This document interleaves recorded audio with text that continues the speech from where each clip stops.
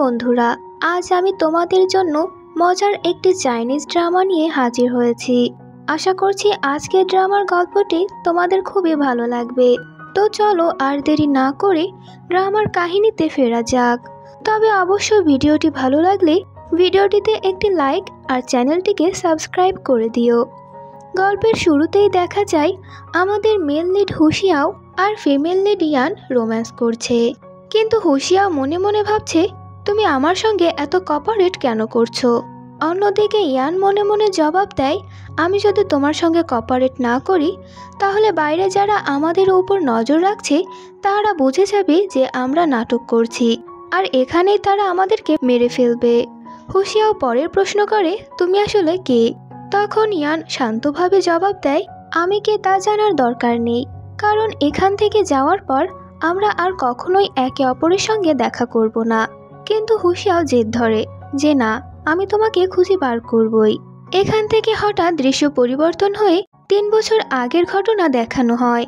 সেখানে দেখা যায় চিনিওয়াং গ্যাংয়ের লেডি বস ইয়াওয়াং এর সামনে কিছু লোক এসে বলে, এইবার তোমাদের গ্যাং ভুল লোকেদের সঙ্গে ঝামেলায় জড়িয়েছে, আজ তোমার সঙ্গে সঙ্গে তোমার গ্যাংটাও শেষ হবে। কিন্তু ইয়াওয়াং কোনো সাধারণ মেয়ে নয়, সে আত্মবিশ্বাসের সাথে বলে, চুপ করো, তোমাদের বকবকানি যথেষ্ট হয়েছে। এরপর সে একাই সবাইকে মারতে শুরু করে। তার লড়াই দেখে বোঝাই যায় সে নিছক এক গ্যাংয়ের মেম্বার নয়, একদম প্রফেশনাল ফাইটার। সবাইকে শেষ করে সে আত্মবিশ্বাসের সঙ্গে জায়গাটা ছেড়ে চলে যায়। অন্যদিকে দেখা যায় তার বাবা ইয়েহং পুলিশের ইন্সপেক্টর হুশিয়াওর সঙ্গে দেখা করছে। হুশিয়াও তার কাছে একটা চিপ চাইছে। দুজনের লোকজন একে অপরের দিকে বন্দুক তাক করে রেখেছে। শেষে দুজন একে অপরকে ইশারা দেয় আর তাদের লোকজন সরে যায়। ইয়েহং বলে, এত বছর ধরে আমি তোমার কত উপকার করেছি, আর আজ তুমি আমার সামনে বন্দুক তাক করেছো। তখন হুশিয়াও ঠান্ডা স্বরে বলে, তুমি জানো আমি কি চাই, আমি কি করব সেটা আমার মুডের উপর নির্ভর করে। এমন সময় দুজনে বন্দুক বের করে একে অপরের দিকে তাক করে। এদিকে ইয়াওয়াং গ্যাংয়ে ফিরে এসে বাবার খোঁজ করে। লোকেরা তাকে জানায় উনি এখন ছাদে ইন্সপেক্টর হুশিয়াওর সঙ্গে কথা বলছে। হঠাৎ গুলির শব্দ আসে। ইয়াওয়াং তখন দৌড়ে ছাদে গিয়ে দেখে তার বাবা মাটিতে পড়ে আছেন, আর হুশিয়াও তার চোখের সামনেই চিপটা নিয়ে পালিয়ে গেল। চোখে জল নিয়ে ইয়াওয়াং চিৎকার করে ওঠে, হুশিয়াও, আমি তোমাকে ছাড়বো না। পরের দৃশ্যে দেখা যায় মিস সং নিজের বৌমা ইয়াংকে চর মেরে বলছে, আমাদের পরিবারের একটা উত্তরাধিকার দরকার, আর তুমি তা দিতে পারছো না। ইয়াং তখন কাঁপা গলায় বলে, ডক্টররা বলছে আমার শরীরে তেমন কোনো সমস্যা নেই। কিন্তু মিস সং আবারও চেঁচিয়ে বলে, আমার সঙ্গে কথা বলার সাহস দেখাচ্ছ তুমি? ইয়াং এর ফ্রেন্ড তখন এগিয়ে এসে বলে, আন্টি রাগ করো না, আপনি জানেন তো ছোটবেলায় ওর মা মারা গেছে, বাবাও নেই, ধীরে ধীরে ও সব শিখে যাবে। মিস সং তখন বলে, তুমি ঠিকই বলেছ, ওকে আমি নিজের হাতেই শিক্ষা দেব। এরপর সে ইয়াংকে স্যুপ আনতে বলে আর শর্ত দেয় হাঁটু গেড়ে আনবে, স্যুপ যেন নিচে না পড়ে। বেচারে ইয়ানের চোখে তখন জল চলে আসে। তার বন্ধু ফ্যানি বলে, দেখো, এটা তোমার বাবা মায়ের সম্মানের ব্যাপার, আন্টির কথা মানতেই হবে।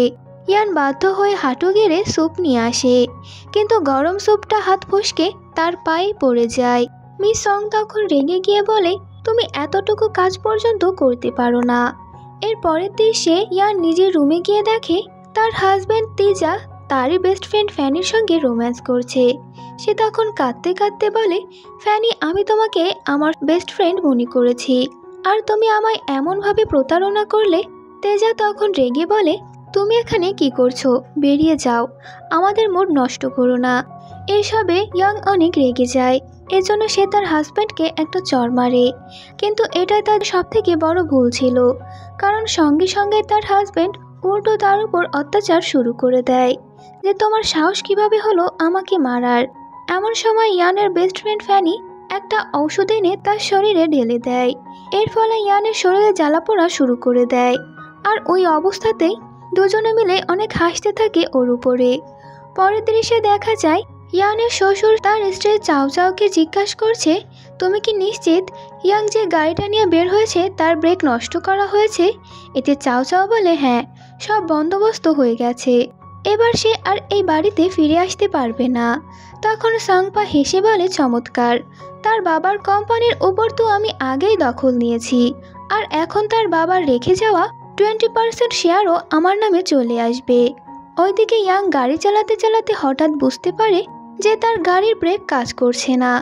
অন্যদিকে ইয়াওয়াং, যে কিনা ছিল হুশিয়াংয়ের শত্রু, সে রাগে গাড়ি চালাতে চালাতে মনে মনে বলে, হুশিয়াং, আমি তোমাকে ছাড়বো না, আমার বাবার মৃত্যুর প্রতিশোধ আমি নিয়েই ছাড়বো। এরপর এই দুই গাড়ি মুখোমুখি আসে আর ভয়াবহ দুর্ঘটনা ঘটে। পরের দৃশ্যে আমরা দেখি হসপিটালে ইয়াং ধীরে ধীরে চোখ খুলে দেখে চারপাশে তার পরিবারের সবাই দাঁড়িয়ে আছে, কিন্তু সে কাউকেই চিনতে পারছে না। সে ধীরে ধীরে বলে, আমি কে, এখানে কি করছি? তখন তার হাজব্যান্ড তিজা রেগে বলে, নাটক করা বন্ধ করো, তোমার অ্যাক্সিডেন্ট হয়েছিল, তোমাকে হাসপাতালে আনা হয়েছে। তখন ইয়ান অবাক হয়ে বলে, কিন্তু অ্যাক্সিডেন্টের কিছুই আমার মনে পড়ছে না কেন? সংপা তখন রেগে বলে, ইয়ান, অনেক নাটক করেছো, এখন থামো। তখন ইয়াং কাঁপা গলায় বলে, ইয়াং, ওটা আবার কে? চাও চাও হেসে বলে, তুমি ইয়াং, একদম অকাজের একটা মেয়ে। এত অপমান শুনে ইয়াং তো রেগে যায়। সে বলে, এই বেয়াদব মহিলাকে, যে আমার সঙ্গে এমনভাবে কথা বলছে। চাও চাও তখন রাগে তাকে একটা চড় মেরে বলে, আমি তোমার শাশুড়ি। ইয়াং তার হাত চেপে মুচড়ে দেয়। চাও চাও ব্যথায় চিৎকার করতে থাকে। ইয়ান বলে, আর যদি আমার সঙ্গে এমন ভাষায় কথা বলো, তোমার হাত শরীর থেকে আলাদা করে দেব। তেজা তখন ছুটে এসে তার মাকে ছাড়ায়। এরপর রেগে ইয়াং এর দিকে তাকিয়ে বলে, তুমি এত সাহস কোথা থেকে পেলে আমার মাকে মারার? ইয়ান তখন জবাব দেয়, তুমি কি এই বেয়াদব মহিলার ছেলে? তোমার মা বাবা কি তোমাকে কিছুই শেখায়নি কিভাবে একজন মেয়ের সঙ্গে কথা বলতে হয়? সে তাকে জোরে ধাক্কা দিয়ে মাটিতে ফেলে দেয়। সংপা অবাক হয়ে বলে, এটা তো ইয়াং হতেই পারে না, কারণ ইয়াং এর মতো এত সাহস কখনোই ছিল না। সে তখন নিজেও অবাক হয়ে ভাবে, যদি আমি ইয়াং নই তাহলে আমি কে? ঠিক তখনই ডাক্তার এসে বলে, আপনাদের বৌমার অ্যাক্সিডেন্টের পর থেকে ওর মেমোরি লস হয়েছে, আর ওর সঙ্গে ওর পার্সোনালিটিতেও বড় পরিবর্তন এসেছে। ইয়াং তখন জিজ্ঞাসা করে, আমার স্মৃতি কবে ফিরবে? ডাক্তার বলে, এটা বলা কঠিন, তবে পরিচিত মানুষ আর জায়গার মধ্যে থাকলে দ্রুত স্মৃতি ফিরে আসার সম্ভাবনা আছে। তখন ইয়াং বলে, না, আমার কোনো পরিচিত মানুষ লাগবে না, আমি নিজেই ঠিক হয়ে যাব, কারণ এই মুহূর্তে আমি কারো উপর ভরসা করতে পারছি না। সে নিজের হাতের ব্যথা ঠিক করতে করতে বলে, আমার 24 ঘন্টা পুলিশের প্রোটেকশন দরকার, যতক্ষণ না আমার স্মৃতি ফিরে আসে। পরের দৃশ্যে ইয়ান বাড়ির সবাইকে ডেকে বলে, আমি এখন বুঝে গেছি তোমরা কেউ আমার ভালো চাও না, তাই আমি পুলিশকে ডেকে এনেছি। যতদিন আমি আমার মেমোরি না ফিরে পাবো, পুলিশ আমার সুরক্ষা করবে। এমন সময় হঠাৎ ইন্সপেক্টর হুশিয়াও ঘরে ঢোকে। ইয়াংকে দেখে তার চোখ বিস্ফোরিত হয়ে যায়। এটা তো ইয়াং হের মেয়ে ইয়াও ইয়াং। তখন ফ্ল্যাশব্যাকে দেখা যায় যে চিপটা হুশিয়াও ইয়েহং এর কাছ থেকে নিয়ে চলে গিয়েছিল তা খুলছে না, কারণ সেটায় পাসওয়ার্ড লক ছিল, আর জোর করে খুলতে গেলেই ভিতরের তথ্য মুছে যাবে। তখন হুশিয়াও বলে, এই পাসওয়ার্ডটা হয় ইয়েহং জানতো, নয়তো ওর মেয়ে ইয়াওয়াং। বর্তমানে সে ইয়াং এর দিকে তাকিয়ে থাকে, আর ইয়াং তাকে জিজ্ঞাসা করে, ইন্সপেক্টর, আমি কি পুলিশকে ডেকে ভুল করেছি? তখন হুশিয়াও তাকে বলে, তুমি হয়তো আমাকে চিনতে পারোনি। এই কথা শুনে ইয়াং কিছুটা বিভ্রান্ত হয়ে যায়। ঠিক তখনই সংপা এগিয়ে এসে বলে, হুশিয়াও, তুমি কেমন আছো? আমি তোমার উপর গর্বিত। দুজনকে দেখে তখন ইয়াং মনে মনে ভাবে, আমি কি ভুল করলাম পুলিশকে ডেকে? পরের দৃশ্যে সংপা হুশিয়াং এর ঘরে গিয়ে তার প্রশংসা করতে থাকে যে আজ তুমি এমন এক জায়গায় পৌঁছেছো যেখানে সবাই পৌঁছাতে চায়। এই কোম্পানি তৈরি করতে তোমার বাবাও অনেক কষ্ট করেছেন, এখন এটাকে রক্ষা করা আমাদের দুজনের দায়িত্ব। অতঃপর সংপা অনুরোধ করে, আমাদের নিয়ে কিছু রিউমার ছড়ানো হচ্ছে যে আমরা নাকি অপরাধীদের সাথে যুক্ত। আমি চাই তুমি তোমার প্রভাব ব্যবহার করে এই গুজব বন্ধ করো। তখন হুশিয়াও তার আঙ্কেলকে সাহায্য করতে রাজি হয়, কিন্তু এই পুরো কথোপকথন বাইরে দাঁড়িয়ে ইয়াং শুনে ফেলে। সে এমনকি পুরো কথাটা তার ট্যাবে রেকর্ডও করে ফেলে, কিন্তু দুর্ভাগ্যবশত হুশিয়াও তাকে দেখে ফেলে এবং তার পিছু নেয়। ইয়াং নিজের কাজে ব্যস্ত ছিল। এমন সময় হুশিয়াও এসে বলে, আমি শুনেছি তুমি তেজার স্ত্রী ইয়াং। ইয়াং তখন তার কণ্ঠ শুনে ভাবে, এ তো সংপার খুবই কাছের লোক মনে হচ্ছে। এখন ভালো হবে যে আমি আমার স্মৃতি হারানোর অভিনয় চালিয়ে যাই। এরপর সে জবাব দেয়, হ্যাঁ আপনি ঠিকই শুনেছেন, কিন্তু আমি আমার স্মৃতি হারিয়ে ফেলেছি, তাই অতীতের কিছুই মনে নেই। হুশিয়াও তখন সন্দেহ করে বলে, তুমি বলছো তোমার স্মৃতি হারিয়েছে, অথচ তুমি পুলিশকে রিপোর্ট করেছো যে কেউ তোমার প্রাণ নিতে চায়। ইয়াং তখন তাকে বোঝানোর ভঙ্গিতে বলে, আসলে লং শিয়ান গ্রুপের 20% শেয়ার আমার নামে আছে। এই শেয়ারগুলো দখল করার জন্যই ওরা আমাকে মেরে ফেলতে চায়। সে চলে যাওয়ার জন্য ঘুরতেই হুশিয়াও তার হাত ধরে থামিয়ে দেয়। যদি তোমার স্মৃতি হারিয়ে যায় তাহলে এসব তথ্য তুমি কিভাবে জানলে? ইয়াং তখন বিরক্ত হয়ে বলে, দয়া করে হাত ছাড়ুন, আমি প্রমাণ করে দিতে পারি যে আমি স্মৃতি হারিয়েছি, তবে পাগল হইনি। সে তার ট্যাব খুলে হুশিয়াওকে দেখায়, এই যে উনি আমার বাবা। ছবিটা দেখে হুশিয়ার চোখ বড় হয়ে যায়। এ কি ইয়াং হোং? হুশিয়াও তখন একটু শান্ত হয়ে বলে, তুমি হয়তো ভুল বুঝছো, তোমার স্মৃতি ফিরে না আসায় সং ফ্যামিলিকে ভুলভাবে বিচার করছো। কিন্তু ইয়াং দৃঢ়ভাবে বলে, না, আমি যা বলছি তা আমি প্রমাণ করতে পারবো, তবে আগে তুমি প্রতিশ্রুতি দাও যে এই প্রমাণগুলোকে তুমি নিজের স্বার্থে ব্যবহার করবে না। এই কথা শুনে হুশিয়াও রেগে গিয়ে বলে, তোমার ভেরিফিকেশন শেষ না হওয়া পর্যন্ত আমি এখানেই থাকবো আর তোমার প্রতিটি পদক্ষেপের উপর নজর রাখবো। পরের দৃশ্যে সবাই ডাইনিং টেবিলে বসে খাবার খাচ্ছিল। চাও চাও তখন ইয়াং এর দিকে তাকিয়ে বলে, জানি না কে তোমাকে বলেছে যে আমি খারাপ শাশুড়ি, আমি তো সবসময় তোমার যত্ন নিয়েছি। দেখো, আজ তো আমি তোমার জন্য নিজের হাতেই খাবার বানিয়েছি। তিজাও তখন বলে, সবাই তোমার জন্য এত কিছু করছে আর তুমি বসে শুধু খাবার দেখছো, খাচ্ছ না কেন? কিন্তু এদিকে চাও চাও মনে মনে ভাবছে, এই খাবার খাওয়ার সঙ্গে সঙ্গে তুমি তোমার বাবার মতো চুপচাপ মরে যাবে। আর এখন তো হুশিয়াও আমাদের পক্ষে, এখন ভয় কিসের? সংপা তখন তাদের চাকরকে বলে, মনে হয় ইয়াং খেতে ভুলে গেছে, তুমি গিয়ে নিজে ওকে খাইয়ে দাও। তখন চাকর ইয়াংকে খাওয়াতে এগিয়ে যায়, কিন্তু ইয়াং তার হাত মুচড়ে ফেলে আর ডাম্পলিংটা জোর করে তার মুখে গুজে দেয়। যদি এত ভালো হয় তবে তুমিই খাও। গাওজি আতঙ্কে সেটা মুখ থেকে বের করে ফেলে দেয় আর সেটা গিয়ে পড়ে চাও চাওয়ার পোশাকে। রেগে গিয়ে চাও চাও ঘর ছেড়ে চলে যায়। হুশিয়াও এই পুরো দৃশ্যটা চুপচাপ পর্যবেক্ষণ করছে, তার চোখ ইয়াং থেকে এক মুহূর্ত সরছে না। তো এর পরের সিনে দেখা যায় ইয়াং নিজের ঘরে বসে কিছু একটা দেখছিল। ঠিক তখনই তার ফ্রেন্ড ফ্যানি ঘরে ঢুকে বলে, তুমি এখনো পুরোপুরি সেরে ওঠোনি, তাই তোমার জন্য আমি এই ড্রিঙ্কসটা এনেছি, এটা খেয়ে নাও। তখন দেখা যায় ইয়াং এর বারবার নিষেধ করা সত্ত্বেও ফ্যানির অনুরোধে তাকে গ্লাসটা ধরতে হয়। ফ্ল্যাশব্যাকে দেখা যায় বাড়ির চাকর গাউজির কাছে গিয়ে বলছিল, তুমি দেখো তো তুমি এই বাড়ির কত পুরনো সার্ভেন্ট, আর ওই ইয়াং জোর করে তোমার মুখে ডাম্পলিং ঢুকিয়ে দিয়েছিল, এটা মোটেও ঠিক হয়নি। গাউজি তখন হতাশ কণ্ঠে বলে, যদি আমি ওকে মেরে দিই তাহলে কেউই আমাকে কিছু করতে পারবে না, কারণ ও তো কেবল সং ফ্যামিলির একটি খেলনা, তারা ওকে সময় মতো ব্যবহার করে ফেলে দেবে। ফ্যানি তখন বলে, না, এমন সহজে ওকে মেরে ফেলে লাভ নেই, বদলা নিতে হবে কঠিনভাবে।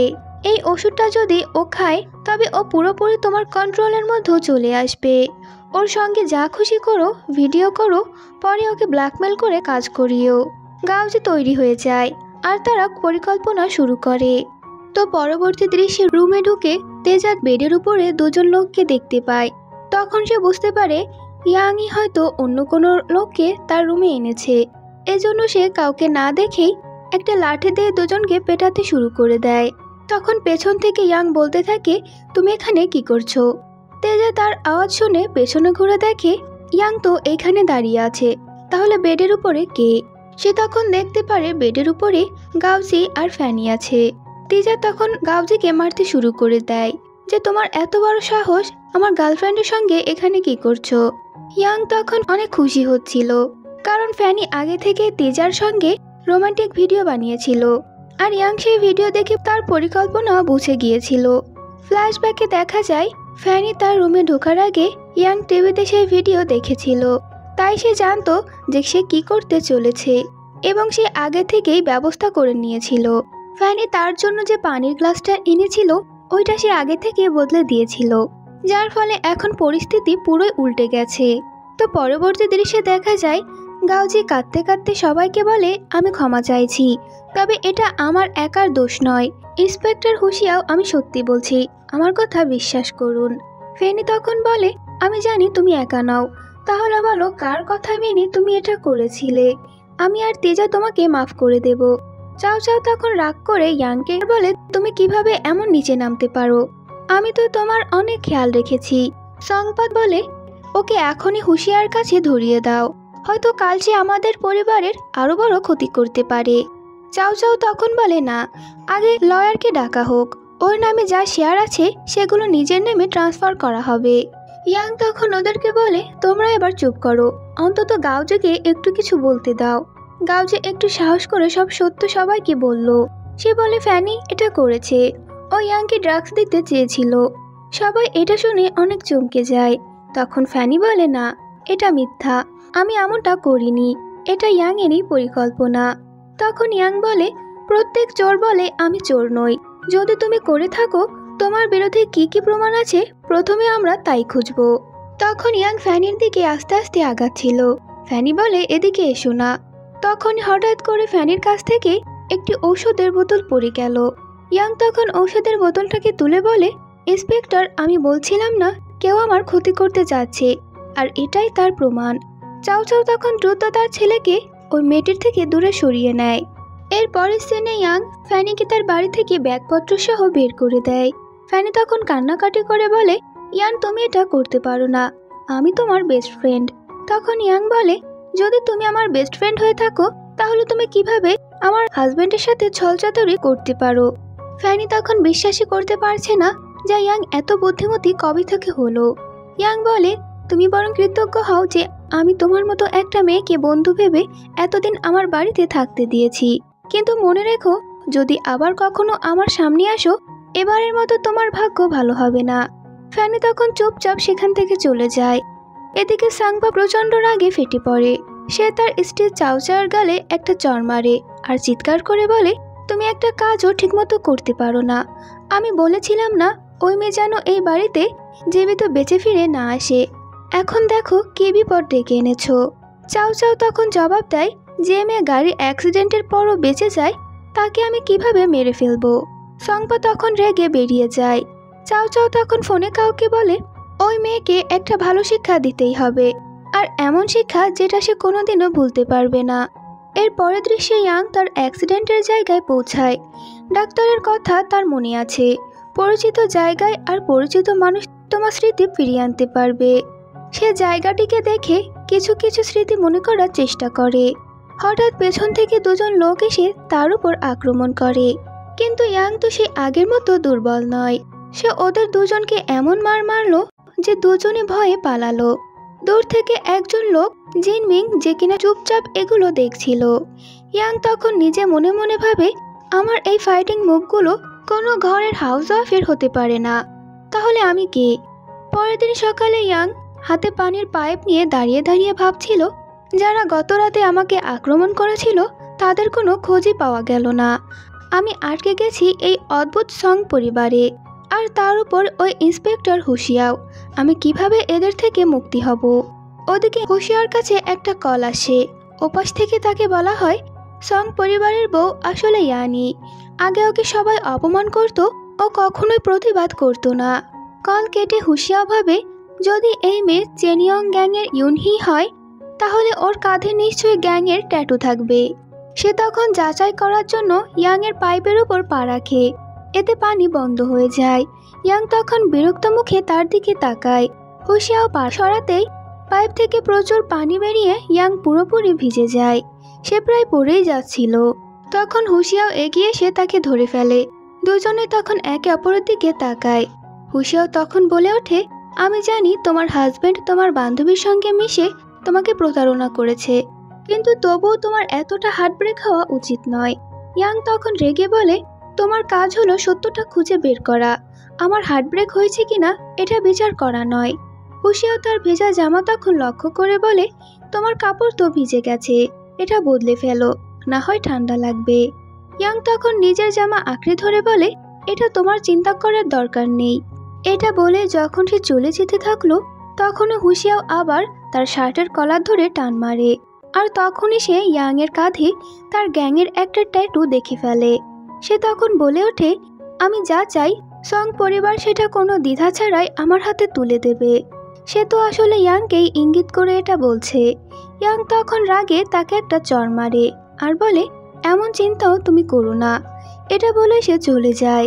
হুশিয়াও শুধু পেছনে দাঁড়িয়ে তাকিয়ে থাকে। পরের দৃশ্যে হুশিয়াও ইয়নহি ও ইয়ানের ছবি এক জায়গায় নিয়ে দেখে ভাবছে, এই দুটো মেয়ের একসঙ্গে অ্যাক্সিডেন্ট কি কাকতালীয় নাকি কোনো পরিকল্পিত ষড়যন্ত্র। ঠিক তখনই একজন অফিসার এসে বলে, আপনার নির্দেশ মতো ইয়েহাং এর মৃত্যুর খবর যারা জানতো তাদের সবাইকে নজরদারিতে রাখা হয়েছে। হুশিয়াই বলে, এখন খবর ছড়িয়ে দাও, ইয়েহং মারা যায়নি, বরং সে বেঁচে আছে এবং সে হসপিটালে ভর্তি আছে। দেখি ইয়নহি সেখানে আসে কিনা। এবার সত্য মিথ্যা সব স্পষ্ট হবে। এই খবর চারিদিকে ছড়িয়ে পড়ে, নিউজেও চলে আসে। হুশিয়াও টিভির ভলিউম বাড়িয়ে দেয় যেন ইয়াং তা শুনতে পারে, কিন্তু ইয়াং তখন ডিম ভাজতে ব্যস্ত। গভীর চিন্তায় সে ডুবেই আছে। হুশিয়াও কাছে গিয়ে পেছন থেকে তাকে আলতোভাবে জড়িয়ে ধরে আর বলে, তুমি এখানে দাঁড়িয়ে কি ভাবছো? ইয়াং তখন রেগে বলে, আমি এখানে দাঁড়িয়ে কি ভাবছি তা তোমার জানার দরকার নেই। হুশিয়াও হেসে বলে, তুমি নিজেও তো পুলিশের প্রোটেকশন চেয়েছিলে 24 ঘন্টা। এখন আমি যদি তোমার পাশে থাকি সেটা তো আমারই দায়িত্ব। ইয়াং তখন বলে, তোমার এই যত্ন আমার একদমই ভালো লাগছে না। হুশিয়াও একটু থেমে তার কাছে ক্ষমা চেয়ে তার হাতে একটা বোতল তুলে দেয় আর বলে, ঠিক আছে, কালকে আমি আমার সীমা কিছুটা ছাড়িয়ে গিয়েছিলাম, তার জন্য খুবই দুঃখিত।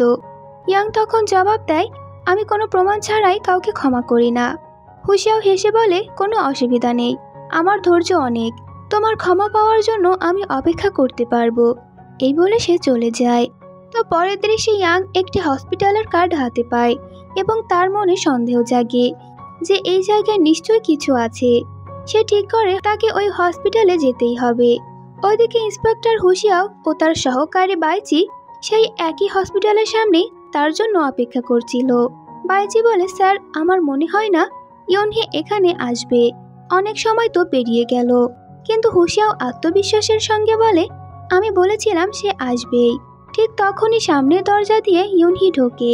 হুশিয়াও চুপচাপ বলে ওঠে, দেখলে তো, আজ সবই পরিষ্কার হবে যে এই মেয়েটি আসলে ইয়ান নাকি ইয়নহি। সে তার পিস্তলটা হাতে নেয়। যদি সে ইয়েহং এর রুমে যায় তাহলে নিশ্চয়ই সে ইয়নহি। তো রুম থেকে ঠিক তখনই একজন নার্স বেরিয়ে আসে। হুশিয়াও তার হাতে থাকা কাগজটা নিয়ে নেয়। তখন পাশে থাকা লোকটা বলে, পুলিশ তদন্ত করছে, আপনি এখন এখান থেকে যেতে পারেন। তো কাগজটা দেখে বোঝা গেল মেয়েটির নাম আসলে ইয়াং, আর সে তার নিয়মিত চেকআপের জন্য এখানে এসেছে। এদিকে জিনমিং নামের একটি লোক ডাক্তার সেজে ইয়নহং এর রুমে ঢোকে। ভেতরে থাকা পুলিশ সার্ভেন্টকে অজ্ঞান করে সে ইয়নহং এর উপর ধারালো ব্রেসলেট দিয়ে আক্রমণ করে, কিন্তু সে খেয়াল করতেই দেখে ইয়নহং তো এখানে নেই। তখন আতঙ্কে জিনমিং পালিয়ে যায়। ততক্ষণে হুশিয়াও সেখানে পৌঁছে যায়, কিন্তু দুঃখজনকভাবে তারা তাকে ধরতে পারে না। এদিকে বাইচি বলে, যাই হোক, পুরো প্ল্যানের মাস্টার মাইন্ড হলো ইয়নহং। কে তাকে মারতে চায়? হয়তো ইয়াং এর এখানে আসাটাও নিছক কাকতালীয় নয়। হুশিয়াও তখন গম্ভীর গলায় বলে, ইয়াংকে ট্র্যাক করে যাও, ও আমাদের সামনে আবারও আসবে। তো পরের দৃশ্যে দেখা যায় তেজার বড় বোন শাসা বহু বছর পর বিদেশ থেকে বাড়িতে ফিরেছে। সঙ্গে এনেছে সবার জন্য উপহার, তার মা বাবা, এমনকি তেজার জন্যও। তেজার জন্য আনা উপহারটা দেখে সবাই অবাক হয়। এমন একটু উপহার যা নাকি তাকে দ্রুত বাবা বানিয়ে দেবে।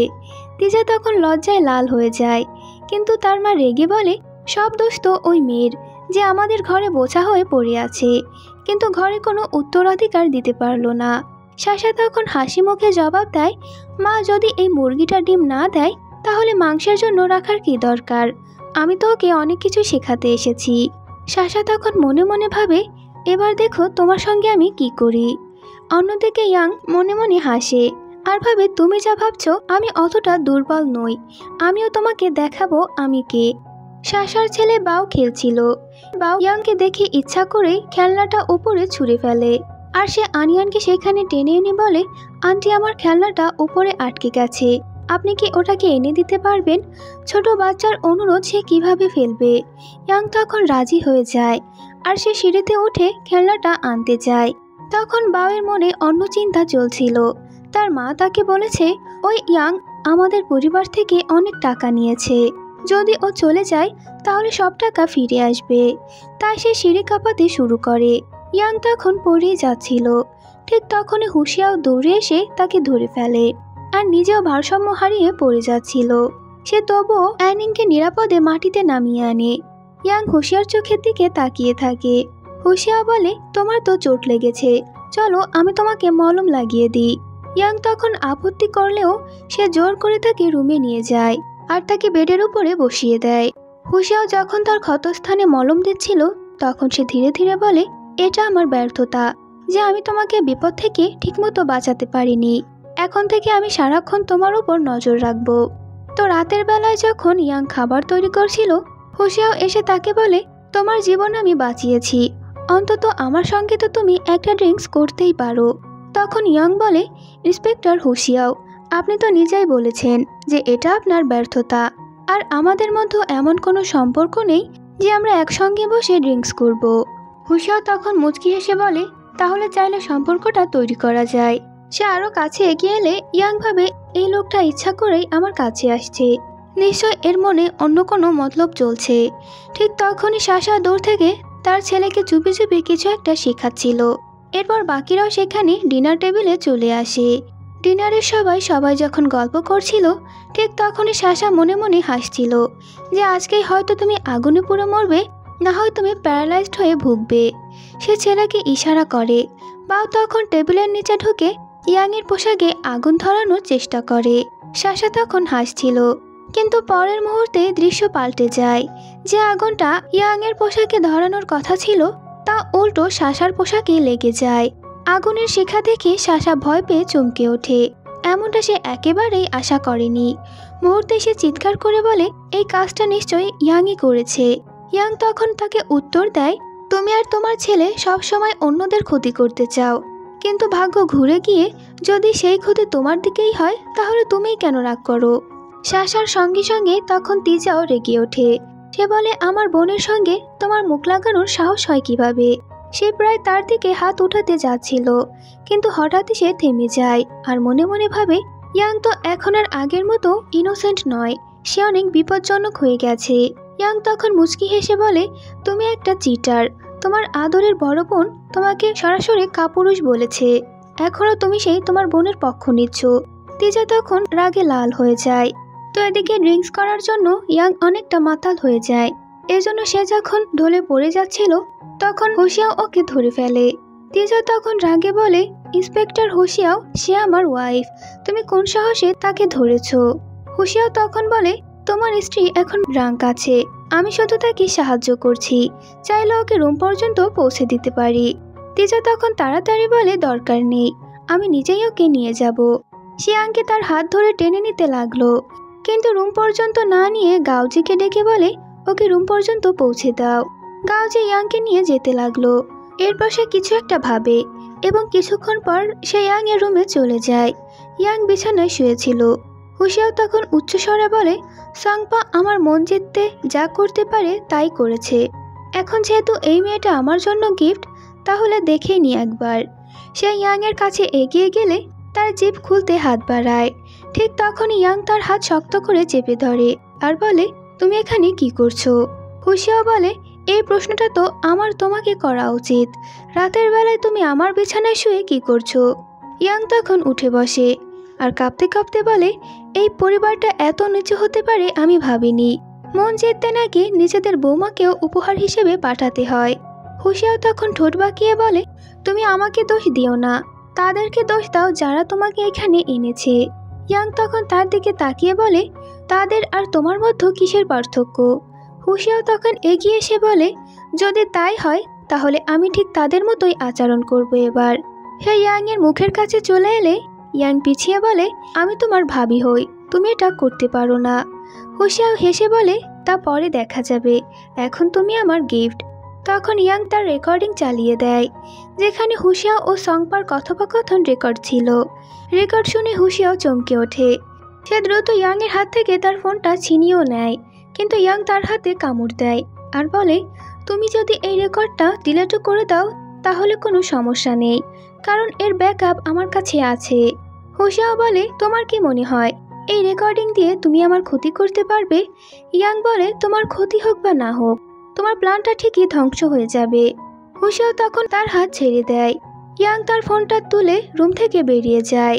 তো পরের দৃশ্যে দেখা যায় সাশা দৌড়ে এসে তার মা বাবার সামনে হাজির হয় আর বলে, এটা তোমরা দেখো। সে কিছু ছবি দেখালো। তার মা তখন অবাক হয়ে বলে, এটা তো ইয়াং, কিন্তু ওর পোশাক ও ভাবভঙ্গি একদম আলাদা। সাশা বলে, এটা ইয়াং নয়, এটা হলো চিনিয়ং গ্যাংয়ের ইয়ং লেডি বস ইউনহি। ওর চেহারা ইয়াং এর মতোই। আর আশ্চর্যের ব্যাপার হলো, ওর দুর্ঘটনা হয়েছিল ঠিক সেই দিন যেদিন ইয়াং এর অ্যাক্সিডেন্ট হয়। সবাই তখন মেরে যায়। তখন তার বাবা মা একে অপরের দিকে তাকালো। তাহলে আমাদের ইয়াংকে ইউনহি? পরের দৃশ্যে দেখা যায় বাও ইয়াং এর জন্য তার নিজে হাতে তৈরি করা কেক নিয়ে আসে আর বলে, এগুলো আমি নিজে হাতে বানিয়েছি। কালকে আমি আপনার সঙ্গে অনেক খারাপ ব্যবহার করেছি, আমি তার জন্য আপনার কাছে ক্ষমা চাই। দয়া করে আমার এই প্রেস্টিজ গ্রহণ করুন। তখন ইয়াং তাকে বলে, ক্ষমা চাওয়ার দরকার নেই, শুধু ভবিষ্যতে এমন কাজ করো না। সে প্রেস্টিজটি নিয়ে নেয়। তখন সাশা এসে বলে, দেখো আমরা সবাই পরিবারের মানুষ, তুমি তাকে মাফ করে দাও। আর এই প্রেস্টিজটা সে তোমার জন্য বানিয়েছে। ইয়াং এবার ওই প্রেস্টিজটা নিয়ে নেয়। তখন সাশা ভেতরে ভেতরে হাসতে লাগলো আর ভাবে, ইয়াং এর স্ট্রবেরিতে অ্যালার্জি আছে।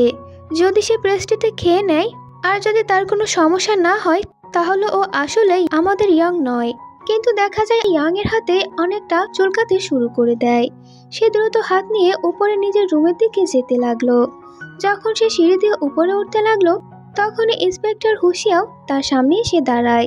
সে তখন ইয়াংকে ধরে নিজের রুমে নিয়ে যায়। ইয়াং তখন বলে, এটা তুমি কি করছো?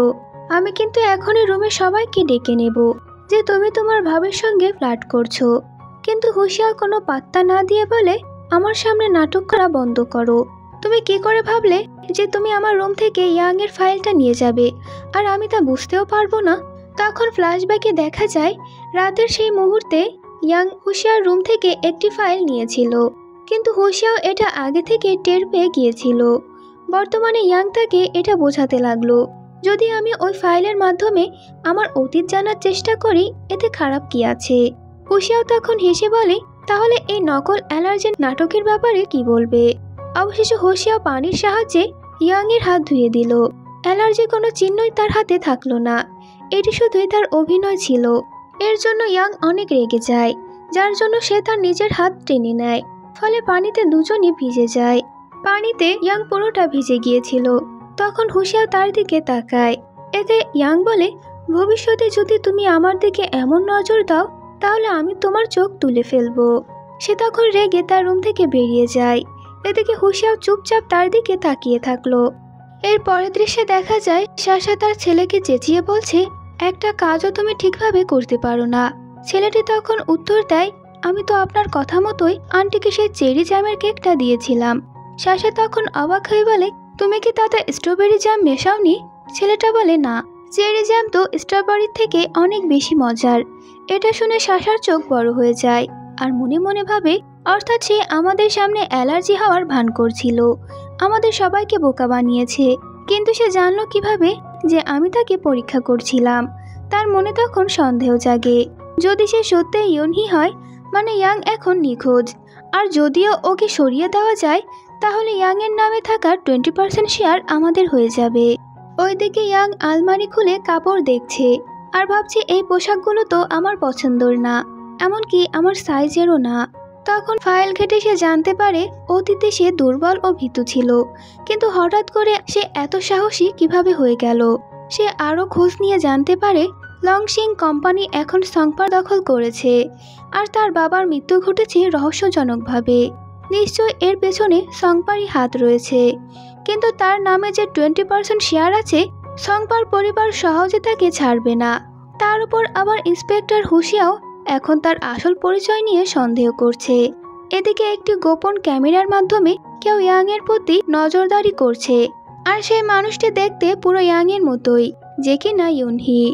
এখন প্রশ্ন হলো, আসলে ইয়ানকে আর ইউনহিকে, এবং সে এখন কোথায় আছে? এর পরের দৃশ্যে সংপা ইয়াংকে ডেকে বলে, চিনিয়ং গ্যাং আমাদের জমি দখল করে রেখেছে। তুমি যেহেতু কোম্পানির 20% শেয়ারের মালিক, এবার তুমি গিয়ে তাদের সঙ্গে চুক্তি করবে। ইয়াং তখন সাহস করে গ্যাংয়ের এলাকায় পৌঁছে যায়। প্রথমে তারা বন্দুক তুলে ধরে, কিন্তু তারা তাকে দেখে অবাক হয়ে যায়। একজন তো বলেই ওঠে, আমরা তো ভাবতাম আপনি মারা গেছেন, আপনি নেই বলে সবকিছু বদলে গেছে। ইয়াং তখন অবাক হয়ে বলে, আপনারা কি বলছেন? আমি তো সং পরিবারের বউ ইয়াং, আমরা শুধু আমাদের জমিটা ফেরত চাই। তার ইউনহের ছবি দেখিয়ে বলে, দুনিয়ায় কি একই মুখের দুজন মানুষ থাকতে পারে নাকি? এমনটিও হয়। ইয়াং তখন ছবি দেখে অবাক হয়। ছবির মেয়েটি একদম তারই মতো। সে তখন মনে মনে ভাবে, তাহলে সংপা ইচ্ছে করেই আমাকে এখানে পাঠিয়েছে আমার আসল পরিচয় জানার জন্য। সে তখন তবুও নিজেকে সামলে বলে, উপরওয়ালা চাইলে একই মুখের দুজন মানুষকে সে তৈরি করতে পারেন। তাদের নেতা তখন চ্যাং নিজের লোককে নির্দেশ দিয়ে বলে, মিস ইউনহির ট্যাবলেটটা নিয়ে আসো, এখনই তাহলে সত্যটা প্রমাণ হবে। এদিকে অন্য পাশ থেকে জিনমিং দূর থেকে বন্দুক তাক করে আছে ইয়াংয়ের দিকে। চাও চাও ফোনে তাকে আদেশ দিচ্ছে, যেই মুহূর্তে সে কন্ট্যাক্ট পেপারে সই করবে সঙ্গে সঙ্গে ওকে গুলি করে দিও। ওদিকে তার মেয়ে শাসা তার মায়ের সঙ্গে বসে ওই ভিডিও দেখে ভয় পেয়ে বলে, মা, যদি সে সত্যি ইউনহি হয় তাহলে কি চিনিয়ং গ্যাং আমাদের বিরুদ্ধে হয়ে যাবে না?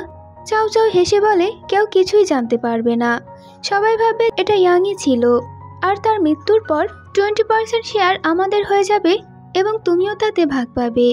এটা শুনে শাসা তো হাসে, কিন্তু তার পেছন থেকে দাঁড়িয়ে থাকা ইন্সপেক্টর হুশিয়াও তাদের পুরো কথোপকথন শুনে ফেলেছিল। তার সহকারী বাইচি তখন জিজ্ঞাসা করে, স্যার, এখনো কি তার পরিচয় প্রকাশ হয়নি? আমাদের গিয়ে কি তাকে বাঁচানো উচিত?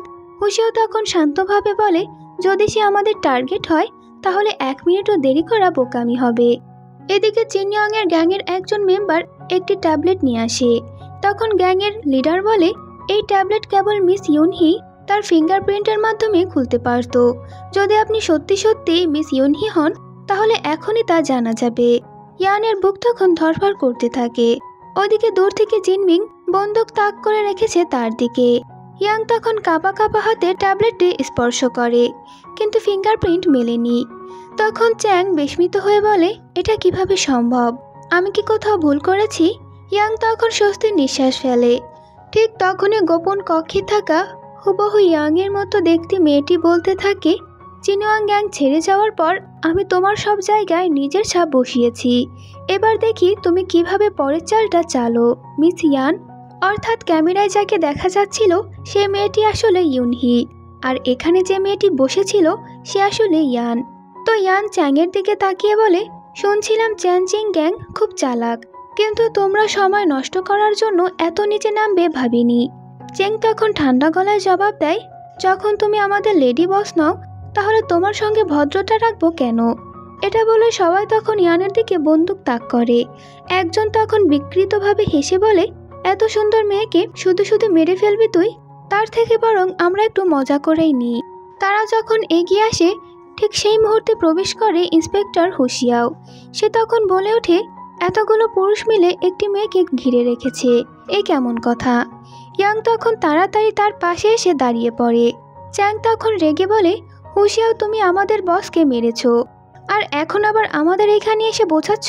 তোমাকে আগেই সাবধান করে দিচ্ছি, সং পরিবারের ব্যাপারে নিজেকে জড়িও না। হুশিয়াও তখন জবাব দেয়, আমি জানি তুমি প্রতিশোধ নিতে চাও, কিন্তু তুমি নিশ্চয় চাও না তোমার লোকেরা মরুক। সে ইয়ানকে বলে, চলো এখান থেকে বেরিয়ে যাই। ইয়ান তখন জেদ করে বলে, না, আমি চুক্তিপত্র না নেওয়া পর্যন্ত যাব না। হুশিয়াও তখন সবার সামনে ইয়াংকে নিজের কাঁধে তুলে নিয়ে যায় এবং গাড়িতে নিয়ে বসিয়ে দেয়। তবে ইয়াং বাইরে এসে তাকে বলে, আমি তোমাকে বলেছি না যে আমি চুক্তিপত্র না নেওয়া পর্যন্ত এখান থেকে যাব না। ফলে হুশিয়াও রাগ করে বলে, যদি আমি না নিয়ে আসতাম তুমি ওখানে মরে যেতে। ইয়াং তখন রেগে গিয়ে বলে, আমার তো মনে হয় এসব তোমারই সাজানো নাটক, এখন আবার নায়ক সাজার চেষ্টা করছো। হুশিয়াও তখন বোঝাতে চায়, সংপা আর আমি এক নই, আমাকে ভুল বুঝো না। কিন্তু ইয়াং বন্দুক বের করে তার দিকে তাক করে দেয়। এদিকে অন্য প্রান্ত থেকে জিনমিং আদেশ পায়, ওই মেয়েটাকে এখনই মেরে ফেলো, সে আর ফিরে যেন না আসতে পারে। এই জন্য সে ইয়াং এর দিকে নিশানা লাগায়। কিন্তু হুশিয়াও তখন মিররে দেখতে পারে যে কেউ তার উপরে বন্দুক তাক করেছে। সে তখন এক ঝটকায় ইয়ানকে পাশে টেনে নেয় আর পাল্টা গুলি চালায়। তখন জিনমিং সেখান থেকে পালিয়ে যায়। হুশিয়াও তখন বলে, এবার তো দেখছি চিনুয়াং গ্যাংয়ের ব্যাপার না মেটালে আমরা কেউই শান্তিতে থাকতে পারবো না। ইয়াং তখন বলে, আমরা? হুশিয়াও হেসে বলে, হ্যাঁ, সং পরিবারের চোখে এখন আমরা পার্টনার। তো এরপর ওরা আবারও চিনুয়াং গ্যাংয়ের কাছে ফিরে আসে। তখন চ্যাং রাগ করে বলে, তোমরা তো চলে গিয়েছিলে, তাহলে এইখানে আবার কোন সাহসে ফিরে এসেছো? ইয়াং তখন বলে, আমরা তোমাদের নিয়ম মেনেই খেলবো। তোমাদের কাছে আছে আমাদের জায়গা, আর আমার কাছে আছে লংসিং কোম্পানির 20% শেয়ার। তাহলে একটা গেম শুরু করা যাক। গেমের নিয়ম খুবই সহজ এবং ভয়ঙ্কর। একটি পিস্তলে কেবল 3টি বুলেট থাকবে। সবাই পালাক্রমে নিজেকে গুলি করবে। ভাগ্য ভালো হলে সে বেঁচে যাবে। গেমটা শুরু হয়। এদিকে ইন্সপেক্টর হুশিয়াও টেবিলে টোকা দিয়ে ইয়াংকে বাঁচানোর চেষ্টা করতে থাকে। এরপর যখন ইয়াংয়ের পালা আসে, হুশিয়ার মুখ তখন পাল্টে যায়। সে তখন মনে মনেই ভয় পায়, কিন্তু ইয়াং সাহসীভাবে ট্রিগার টানে। কিন্তু তার ভাগ্য ভালো ছিল, সে তখন বেঁচে যায়। এতে সবাই অবাক হয়ে যায়। এরপর চেংয়ের পালা আসে। চেং যখন বন্দুক তোলে, কিন্তু সে নিজেকে গুলি করতে পারে না, বরং সে চুক্তিপত্রে সই করে দেয়। এটাই সে সঠিক পথ মনে করে। পরের দৃশ্যে ইয়ান যখন ঘরে ঢুকে চুক্তিপত্র চাওচাওর হাতে তুলে দেয়, চাওচাও তখন খুশি হয়ে বলে, তোমার শ্বশুর এটা দেখে খুবই খুশি হবেন। আমিও তোমার জন্য একটি পার্টি রাখবো। ইয়ান কোনো কথা না বলেই নিজের রুমে চলে যায়। অন্যদিকে সাশা ক্ষোভে বলে, এই মেয়েটা এত সক্ষম কিভাবে হতে পারে? যেভাবেই হোক আমি ওকে এই বাড়ি থেকে বের করে দেব, না হলে আমার নাম সাশা নয়। এদিকে বাইচি বলে, স্যার, চিনিয়ং গ্যাং নিজেরাই নিশ্চিত করেছে যে ওই মেয়েটা ইউনহি নয়, কিন্তু আপনি এখনও তাকে সন্দেহ করছেন কেন? হুশিয়াও তখন বলে, ও যখন বুলেট চেক করার সময় সাইলেন্ডার ঘুরিয়ে দেখেছিল, আর এই নিখুঁত ভঙ্গি একমাত্র সেই করতে পারে, যে কিনা শৈশব থেকেই এমন ট্রেনিং নিয়েছে। হয়তো তার স্মৃতি হারিয়েছে, কিন্তু শৈশবের অভ্যাস হারায়নি। এতে বাইচি বলে, মানে যখন ওর স্মৃতি ফিরে আসবে তখনই আমরা ওর কাছ থেকে পাসওয়ার্ড পেতে পারবো। তো এর পরের দৃশ্যে দেখা যায় ইয়াং বারবার চিনিয়ং গ্যাংয়ের কথা মনে করছিল।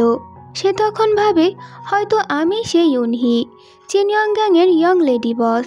ঠিক তখনই সে শোনে গাওজিকে বলছে, যখন ফ্যামিলি ডাক্তার আসবে যেভাবেই হোক ইয়াংয়ের রক্ত নিতে হবে, তারপর আমরা ওর ব্লাড টেস্ট করব। এই কথা শুনে ইয়ান তো চমকে ওঠে যে না, যদি ওরা জেনে ফেলে আমি ইয়ান নই, তাহলে নিশ্চয়ই ওরা আমাকে মেরে ফেলবে। সে তখন সিদ্ধান্ত নেয়, যেভাবেই হোক আসলে ইয়ানের ব্লাড স্যাম্পল আমাকে খুঁজে বের করতেই হবে। এরপর ইয়ান করিডোরে এটা নিয়ে ভাবছিল। তখন সে শুনতে পায় সংপা এবং জিনমিং কথা বলছে। তাদের কথায় সে বুঝতে পারে সংপা আসলে ক্রিমিনাল গ্যাংয়ের সঙ্গে যুক্ত এবং তারা ইল্লিগাল কাজ করে বেড়ায়।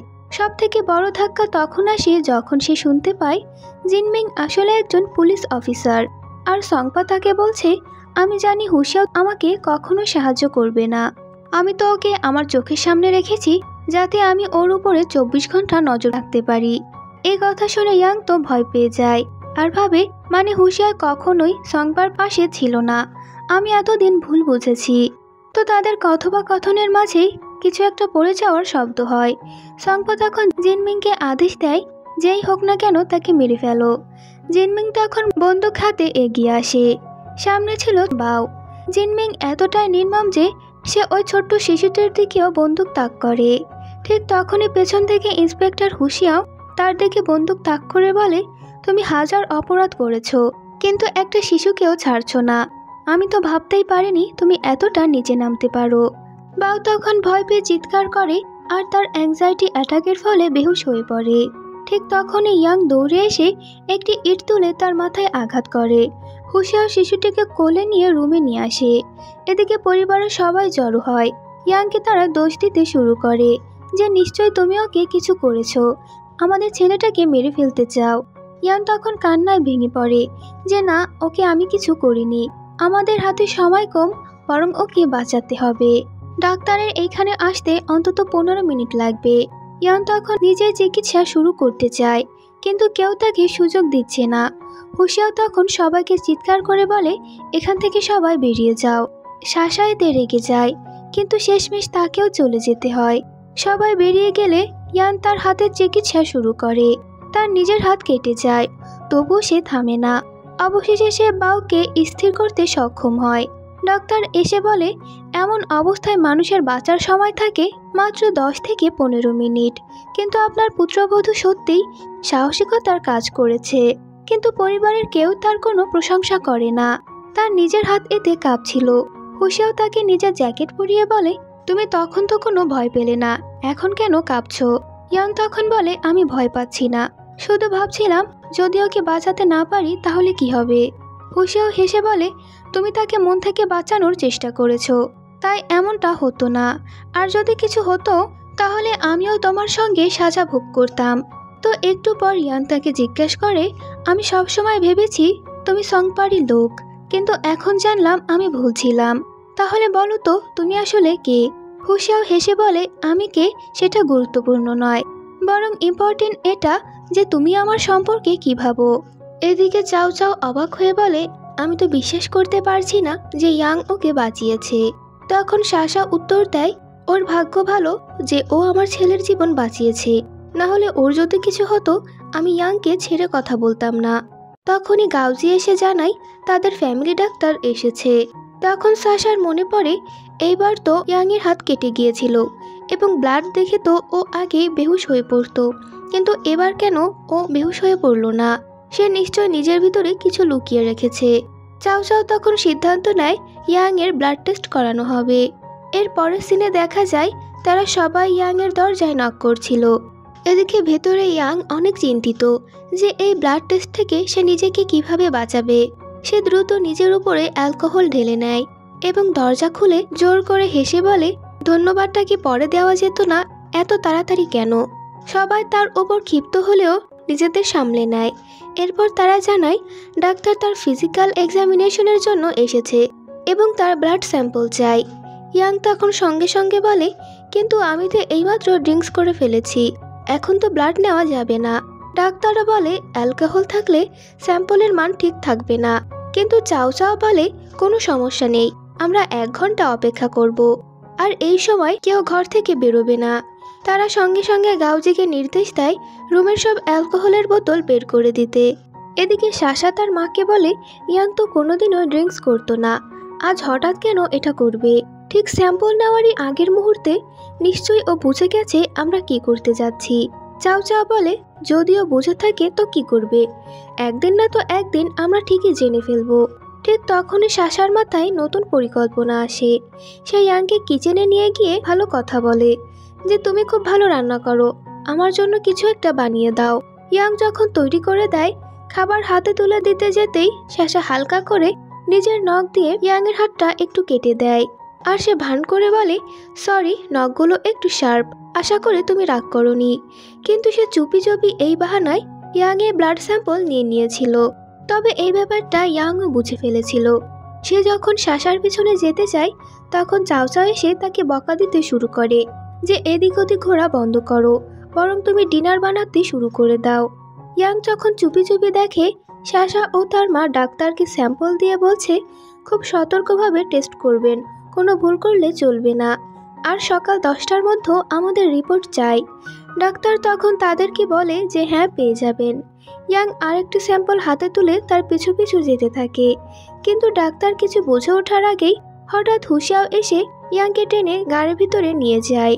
ডাক্তার পিছনে তাকালেও কাউকে আর দেখে না, শুধু হুশিয়াও তাকে দেখে ফেলেছিল। হুশিয়াও বলে, স্যাম্পল বদলানোর কোনো লাভ নেই, ওদের হাতে তোমার ক্ষতি করার আরো 1000টা পথ আছে। ইয়াং তখন রাগ করে বলে, সব যখন জানো তাহলে ওদেরকে গ্রেফতার কেন করছো না? হুশিয়াও বলে, ধরো ওরা তোমার ব্লাড টেস্ট করে ফেললো, তো এতদিন ওরা সং ফ্যামিলির ভিতরে থেকেও তোমার কিছু করতে পারেনি, আর আমার সামনে ওরা তোমার কোনো ক্ষতি করতেও পারবে না। ইয়াং তখন একটু ইমোশনাল হয়ে জিজ্ঞাসা করে, তুমি কেন আমাকে সাহায্য করছো? তুমি তোমাকে আমায় বিশ্বাস করতে বলছো ঠিক আছে, কিন্তু কেন? ডাক্তার তখনও তাদের দিকে তাকিয়েছিল, তাই হুশিয়াও হঠাৎ করে তাকে কিস করতে শুরু করে যাতে ডাক্তার তাদেরকে কোনো রকম সন্দেহ না করে। ডাক্তার কিছুটা এগিয়ে এলেও সে ভালোভাবে কিছুটা বুঝতে পারে না। তবে ইয়াং গাড়ি থেকে নামার আগে হুশিয়ার ঠোঁটে একটা কামড় দিয়ে সেখান থেকে চলে যায়। এই কামড়ে হুশিয়ার মনে পড়ে ইউনহির সঙ্গে কাটানো সে পুরনো মুহূর্তগুলো। তখন সে মনে মনে বলে ওঠে, আমি জানি তুমি সেই ইউনহি। এর পরের সিনে দেখা যায় সংপার পার্টি চলছে। ইয়াং হাতে একটা ওয়াইনের গ্লাস নিয়ে এক কোণে দাঁড়িয়ে আছে। হুশিয়াও তখন এগিয়ে এসে হাসতে হাসতে বলে, কি হলো, তুমি কি এখনো নার্ভাস? একটু ড্রিঙ্কস করো, তাহলে টেনশনও কমবে। আর আজ যে নাটকটা দেখতে চলেছ সেটা আরো পরিষ্কারভাবে দেখতে পারবে। ইয়াং বলে, তুমি কি চাও আজও সং ফ্যামিলি আমাকে আগের মতোই বুলি করুক? কিন্তু এবার আর আমি তাদেরকে বুলি করতে দেব না। হুশিয়াও তার হাত থেকে ওয়াইনের গ্লাসটা নিয়ে খেয়ে বলে, আমার তোমার উপরে সম্পূর্ণ ভরসা আছে। তো ওদিকে দেখা যায় কেউ সংপাকে কংগ্রাচুলেট করছে যে আমরা শুনতে পেরেছি আপনারা আপনাদের জমিটা ফিরে পেয়েছেন। তাও নাকি আবার তিজার ওয়াইফ এটা নিয়ে এসেছে। তিজা কত ভাগ্যবান যে এত কেয়ারিং একজন ওয়াইফ পেয়েছে। এটা শুনে শাসার সহ্য হয় না। সে তখন ঠোঁট বাঁকিয়ে বলে, আমাদের বাড়িতে এসে এ এত আদব কায়দা শিখেছে, আমাদের পরিবারের মান রাখার জন্য কিছু তো করেছে। ওইদিকে সং ফ্যামিলির কয়েকজন ইয়াংকে নিয়ে মজা করছিল। হুশিয়ার আগে তাদের দিকে তাকিয়েছিল, তারা সেটাও টের পায়। তখন হুশিয়ার সামনে একজন লোক এসে তাকে কিছুটা ড্রিঙ্কস টেস্ট করতে বলে। হুশিয়ার তখন বলে, এইটুকু ওয়াইনে আমার কিছুই হবে না। বলা মাত্র সে পুরো ওয়াইনের বোতল লোকটার মাথার উপরে ঢেলে দেয় আর বলে, আরও ড্রিঙ্কস করো। তো এই দৃশ্য দেখে ইয়াং এর মনে একটু স্বস্তি হয়। তবুও তার মনে প্রশ্ন ওঠে যে এই লোকটা আমাকে সাহায্য কেন করছে। তো এইদিকে ঠিক তখনই ডাক্তার রিপোর্ট নিয়ে চলে আসে। সে জানায়, আপনাদের নির্দেশ অনুযায়ী রিপোর্ট আমি নিজে হাতেই হ্যান্ডেল করেছি, অন্য কাউকেও ধরতে দিইনি। শশা তখন বলে, ইয়াং, আজ আমি তোমাকে একটা বড় খবর দেব। জানো এই ডকুমেন্টে কি আছে? এইগুলোই প্রমাণ করে দেবে যে তুমি আসলে ইয়াং নও, কারো ছদ্মবেশী আমাদের পরিবারে ঢুকেছ। তখন চাও চাও বলে, এই মেয়ে আমাদের পুরো পরিবারকে বোকা বানিয়েছে, তাড়াতাড়ি ডকুমেন্টটি খোলো। তিজা তখন তাড়াতাড়ি ডিএনএ রিপোর্ট পড়ছিল। সে তো খুব আনন্দ করে পড়ে, কিন্তু হঠাৎ করে মুখ থমকে যায়, কারণ ডিএনএ রিপোর্ট পুরো ম্যাচ করে গেছে। এটা দেখে সবাই স্তব্ধ হয়ে যায়। ইয়াং তখন হুশিয়ার দিকে তাকায়। তার মুখ দেখে তখন বোঝাই যাচ্ছিল যে এই কাজটা হুশিয়াও করেছে। শাসা ও তার মা অবাক হয়ে ডাক্তারকে দোষ দিতে শুরু করে। ওইদিকে আশেপাশের মানুষজন তখন সং ফ্যামিলিরই আলোচনা শুরু করে যে 20% শেয়ারের জন্য নাকি তারা নিজেদের বোমাকে মেরে ফেলতে চায়। এই পরিবার তাদের বোমাকে কিভাবে ট্রিট করছে এটা মোটেও উচিত নয়। চাও চাও রেগে গিয়ে ইয়াংকে মারতে এগিয়ে আসে যে এসব মিথ্যা কথা তুমি ছড়িয়েছ। সে বলে, খবরদার আর কখনোই আমার গায়ে হাত তোলার ভুল করবেন না। আর শুনুন, আজ আমি আপনার একটি ভুল ধারণা ভেঙে দিচ্ছি। ইয়াং তখন চাও চাওয়ার গলা থাকা নেকলেসের দিকে তাকিয়ে বলে, এই নেকলেসটা আসল না, আসলটা তো আপনার মেয়ে চুরি করে তার হাজব্যান্ডকে কোম্পানির জন্য দিয়ে দিয়েছে। শাসা তখন চিৎকার করে বলে, আমি সব সময় তোমার পাশে ছিলাম, আর তুমি আমাকে অপমান করছো। ইয়াং বলে, বিশ্বাস না হলে নিজেই দেখুন। সে জোর করে নেকলেস খুলে তাতে আগুন ধরিয়ে দেয়, সাথে সাথে তা গলে যায়, কারণ ওটা ছিল প্লাস্টিক। এটা দেখে সবাই অবাক। ইয়াং আরও বলে, ব্রেসলাইট ওটাও নকল, তিজার ঘড়ি ওটাও নকল। শেষে বলে, আপনাদের আলমারিতে যে গয়নাগুলো রাখা আছে সেগুলো নকল, আসল গয়নাগুলো শাসা চুরি করে নিয়ে গেছে তার শ্বশুরবাড়ির সকল ধার দেনা পরিশোধ করার জন্য, এবং সেখানে নিজের নাম করতে চেয়েছে। চাও চাও যেন এটা দেখে তার বুকে ব্যথা উঠে যায়। তিনি তাড়াতাড়ি তেজাকে বলেন, দৌড়ে গিয়ে আমাদের আলমারি চেক করো। শাসা তখন বলে, মা, আপনি কি আমাকে এতটুকু বিশ্বাস করেন না? সে এগিয়ে এসে তখন ইয়াংকে মারতে গেলে হুশিয়াও তার হাত ধরে থামিয়ে দেয় আর বলে, নিজের ঘরে চুরি করে এখন আবার অন্যকে দোষ দিচ্ছ, তোমার লজ্জা লাগা উচিত। সে ইয়াংকে তখন টেনে নেয়। তখন ইয়াংয়েরও এটা ভালো লাগে। এদিকে তেজা দৌড়ে এসে তাদের আলমারির সব গহনা দেখায়, যেটা কিনা নকল। চাও চাও এবার শাসার দিকে তাকিয়ে রেগে ওঠে। শাসা এখন কাঁদতে থাকে আর বলে, আমি আপনার মেয়ে, আমি কখনোই এমন কিছু করব না। তখনই তার ছেলে দৌড়ে এসে বলে, মা, তুমি কেন মিথ্যা কথা বলছো? আমি নিজেই দেখেছি তুমি আলমারি থেকে সব গহনা বের করছিলে। তুমি তো বলেছিলে নানির কাছে অনেক টাকা আছে, আমরা একটু নিলে কিছু হবে না। এটা শুনে সবাই তো অবাক হয়ে যায়। চাও চাও ধীরে ধীরে শাসার দিকে ঘুরে দাঁড়ায়। সে সবার সামনে নিজের মেয়েকে মারতে শুরু করে দেয়। পুরো হলঘর তখন গুঞ্জনে ভরে ওঠে। এই দৃশ্য দেখে ইয়াং এর ভিতরে তৃপ্তির হাসি ফুটে ওঠে। হুশিয়াও তো এমনিতেই সব করেছে ইয়াংকে খুশি করার জন্য। সে চুপচাপ দাঁড়িয়ে শুধু তার মুখের অভিব্যক্তটাই দেখে যাচ্ছিল। এর পরের সিনে দেখা যায় চাও চাও সাশাকে তার সমস্ত জিনিসপত্র সহ বাড়ি থেকে বের করে দিচ্ছে আর বলে ঠিক এক সপ্তাহের মধ্যে যা যা চুরি করেছো সব ফিরিয়ে দেবে। সাশা কাঁদতে কাঁদতে ক্ষমা চায়, কিন্তু তাকে কোনো রকম ক্ষমাই দেওয়া হয় না। অবশেষে ইয়াং নিজেই তাকে দরজা পর্যন্ত বের করে দেয়। এদিকে ইয়াং নিজের ঘরে ঢুকতেই বিছানার উপরে কিছু ড্রেস দেখতে পায়। তখনই তেজা রুমে ঢুকে বলে, অনেকদিন পর আমাদের একসাথে সময় কাটানোর সুযোগ হলো। ভালোই হয়েছে তুমি আমার ওই ডাইনি বোনটাকে ঘর থেকে বের করে দিয়েছো। আমি তো অনেকদিন ধরে চেষ্টা করছিলাম। ইয়াং তখন বলে, ও যখন এইখানে ছিল তুমি তো সবসময় ওর পক্ষই নিতে, যদিও ও তোমাকে অনেক অপদস্থ করত। তিজা তখন ভালো হওয়ার চেষ্টা করতে থাকে, কিন্তু ইয়াং তাকে ধরে বিছানা থেকে ফেলে দেয় আর ওই ড্রেসগুলো তার মুখে ফেলে দিয়ে বলে, এগুলো বরং তোমার কাছেই রাখো। সে রুম থেকে বের হয়ে যায়। তিজা তখন পেছন পেছন বলে, হানি দয়া করে আমার কথা শোনো। এদিকে বাইরে বসে হুশিয়াও সবকিছু দেখছিল। সে হাসতে হাসতে বলে, আজকে রাতটা এতটা ইন্টারেস্টিং, একের পর এক শো হচ্ছে। তখন ইয়াং এসে তার কোলে বসে বলে, এখনো অনেক শো বাকি আছে, চলো আমরা আর একটা শুরু করি। সে হুশিয়ার শার্টের বোতাম খুলতে শুরু করে। হুশিয়াও তখন তার দিকে তাকিয়ে থাকে। তিজা দৌড়ে এসে প্রায় কেঁদেই বলে, তুমি এটা কি করলে? সে আমার ওয়াইফ। হাত তুলতেই হুশিয়াও তার হাত আটকে দেয়। উল্টো সে ইয়াংকে কিস করতে থাকে, যদি ইয়াং এটা মোটেও চায়নি। অবশেষে ও হুশিয়াওকে ধাক্কা মেরে ওখান থেকে দ্রুত চলে যায়। সে তখন জোরে চিৎকার করে বলে, হুশিয়াও তুমি এটা মোটেও ঠিক করনি। হুশিয়াও তখন বলে, পুলিশ ইন্সপেক্টরকে মারার শাস্তি জানো তো, সাবধানে থাকো। এটা বলে সে এখান থেকে চলে যায়। হুশিয়াও যখন নিজের ঘরে ঢোকে দেখে ইয়াং সেখানে দাঁড়িয়ে আছে। সে তখন মজা করে বলে, এখানে কি করছো? বাইরে যেটা শেষ করতে পারিনি সেটা চালিয়ে যেতে চাইছো নাকি? ইয়াং তখন রেগে বলে, আমার ডিএনএ রিপোর্ট ইয়াং এর সাথে ম্যাচ করলো কিভাবে? হুশিয়াও হেসে বলে, টাকা থাকলে সবকিছুই সম্ভব। ইয়াং এটা শুনে চমকে যায়। ইয়াং বলে, মানে তুমি রিপোর্ট বদলে দিয়েছো আর তুমি আমাকে কেন সাহায্য করছো? হুশিয়াও তাকে সোফায় বসিয়ে শান্তভাবে বলে, আমি যা করি তার ব্যাখ্যা আমি কারো কাছেই দিই না।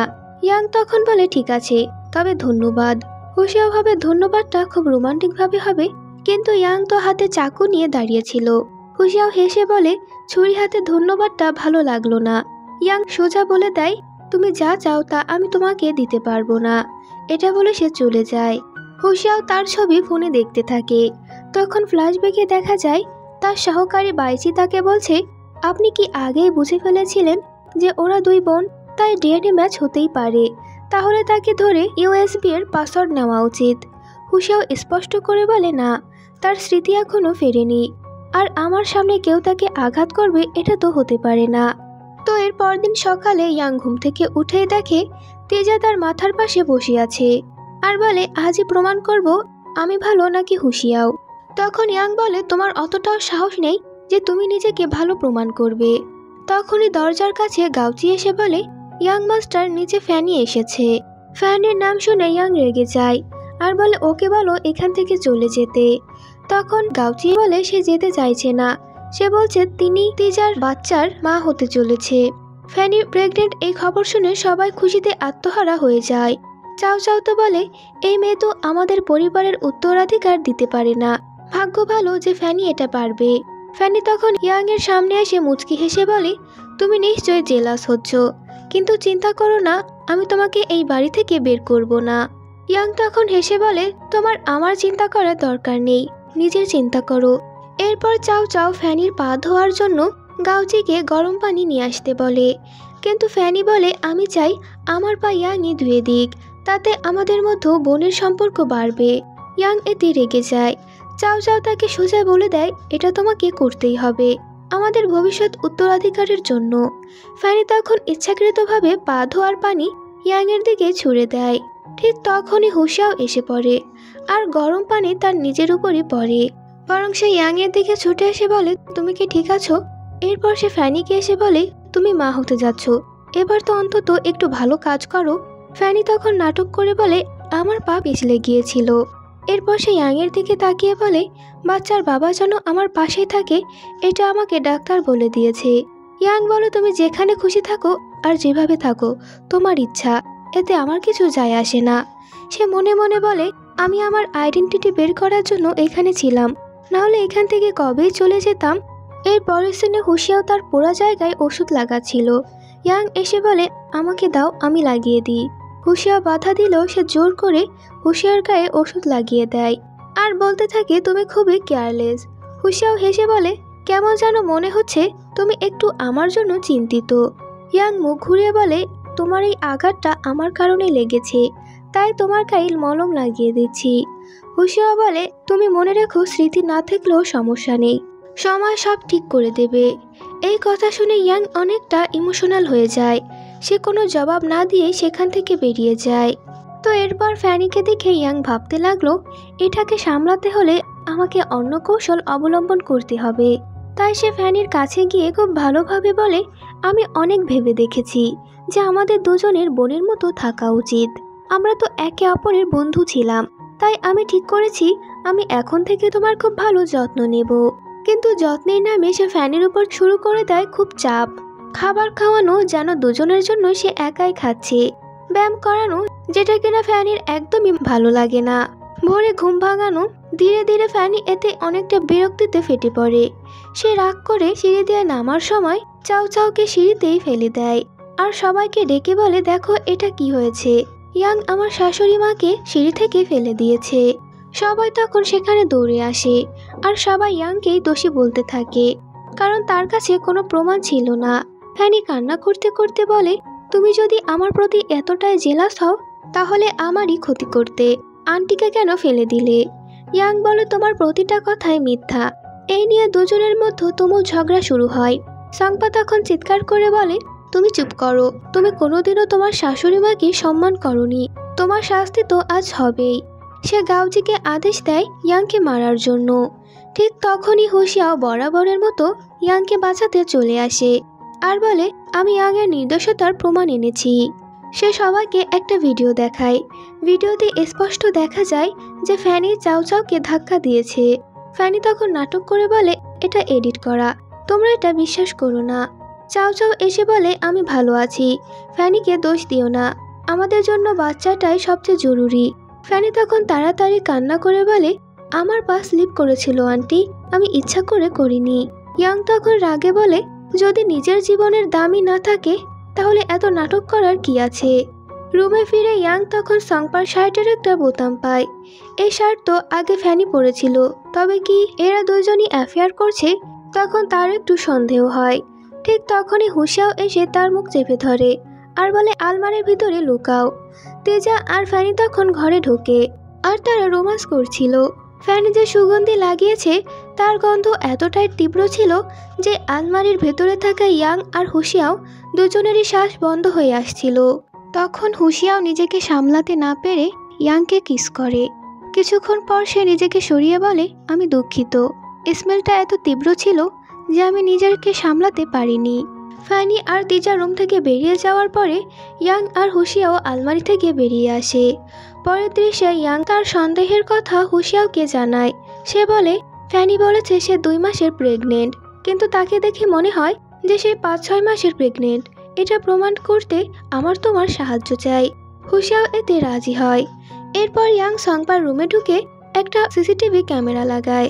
সংপা যখন ঢুকতে যায় ঠিক তখনই হুশিয়াও এসে তাকে আটকায়, যাতে ইয়াং সেখান থেকে নিরাপদে বেরিয়ে আসতে পারে। আর তাকে বাইরে নিয়ে গিয়ে বলে, আমি আপনার সাথে ইয়াংকে নিয়ে কিছু কথা বলতে চাই।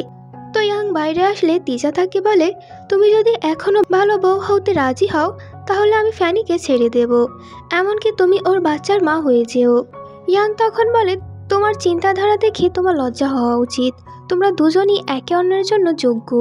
এরপর সে চলে যায়। ফ্যামিলির বিশৃঙ্খলা আর হুশিয়াওকে নিয়ে নিজের মধ্যেই অস্থির হয়ে পড়েছিল সে। ঠিক তখনই হুশিয়াও সামনে পড়তেই সে তখন অন্যদিকে হাঁটতে শুরু করে। তখন হুশিয়াও তাকে বলে, তুমি আমাকে এড়িয়ে যাচ্ছ কেন? নিশ্চয় কিছু লুকাচ্ছ। ইয়াং তখন মুখ ঘুরিয়ে বলে, কিছু না, শুধু জানতে চাই যদি একদিন জানতে পারো আমি সেই মেয়ে নই যাকে তুমি খুঁজছো, তবুও কি তুমি এমনই দেখাবে? হুশিয়াও তখন চুপ হয়ে যায়। তাহলে কি তার কিছু মনে পড়েছে? ইয়াং বলে, যদি উত্তর দিতে না পারো আমি চলে যাচ্ছি। এরপর সে হেঁটে চলে যায়। তো এদিকে দেখা যায় ডাক্তারের কাছ থেকে ফ্যানি জানতে পারে তার শরীরের অনেক অস্বাভাবিকতা রয়েছে, যার কারণে তার মিসক্যারেজ হওয়ার খুব সম্ভাবনা বেশি। ফ্যানি তখন মাথা নিচু করে ডাক্তারকে টাকা দিয়ে চুপ করিয়ে দেয়। আর সে মনে মনে ভাবে, যেহেতু এই বাচ্চাটা আর বাঁচবে না, তাহলে কেননা এই দোষটা ইয়াংয়ের উপরে দেওয়া যাক। পরের দৃশ্যে সে ইয়াংকে ডেকে তার চরিত্র নিয়ে অনেক গালাগাল করতে শুরু করে। ইচ্ছা করে সে তাকে রাগানোর চেষ্টা করে, যাতে ইয়াং তাকে আঘাত করে, কিন্তু ইয়াং তার ফাঁদে পা দেয় না। ইয়াং তখন বলে, তুমি যা খুশি করো, আমি চলে যাচ্ছি। ইয়াং চলে যেতে চাইলে ফ্যানি হঠাৎ করে নিজে নিজেই মাটিতে পড়ে যায় আর চিৎকার করতে শুরু করে দেয়, ইয়াং আমাকে ঠেলে ফেলেছে এবং সেই আমার বাচ্চাকে মেরে ফেলেছে। পরের দৃশ্যে দেখা যায় ফ্যানির সত্যি মিসক্যারেজ হয়ে গেছে এবং হসপিটালের বেডে বসে সে নাটক করছে যে তার বাচ্চার মৃত্যুর জন্য ইয়াংই দায়ী। ইয়াং তখন রাগে বলে, তোমার মতো একটা খারাপ মানুষ আমি কোনোদিনও দেখিনি। স্বার্থের জন্য তুমি নিজের বাচ্চাকেও বলি দেওয়ার জন্য প্রস্তুত। ফ্যানি তখন আরো জোরে চিৎকার করতে থাকে এবং বিছানায় মাথা ঠুকতে থাকে, যেন সবাই তাকে বিশ্বাস করে। চাও চাও তখন রেগে গিয়ে ইয়াংকে মারতে যায় যে তুমি এটা কেন করলে, আমি তোমাকে শাস্তি দেবই। ঠিক তখনই হুশিয়াও এসে ইয়াংকে বাঁচিয়ে নেয়। হুশিয়াও তাকে থামিয়ে বলে, সত্যটা জানতে হলে কেননা সরাসরি আমরা ডাক্তারকে জিজ্ঞাসা করি। ডাক্তারকে নিয়ে এসে সবার সামনে ফ্যানির দেওয়া সে ঘুষের পেমেন্টটা দেখায়। ডাক্তার তখন সবকিছু সত্যটা বলে দেয়। তখন ইয়াং সংপাকে বলে, এবার দেখছি আপনি তাকে কেমন শাস্তি দেন।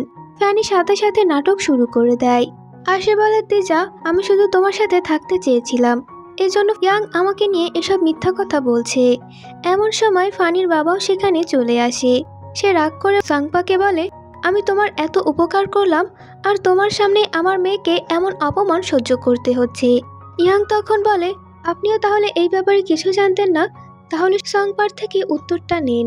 সবাই তখন অবাক হয়ে যায়। ইয়াং তখন প্রমাণ হিসেবে সেখানে একটা ভিডিও চালিয়ে দেয়, যেখানে দেখা যাচ্ছে সংপা ফ্যানিকে বলে, এই বাচ্চাটা তিজার বাচ্চা বলে চালিয়ে দাও, তাহলে তোমাকে কেউ সন্দেহ করবে না।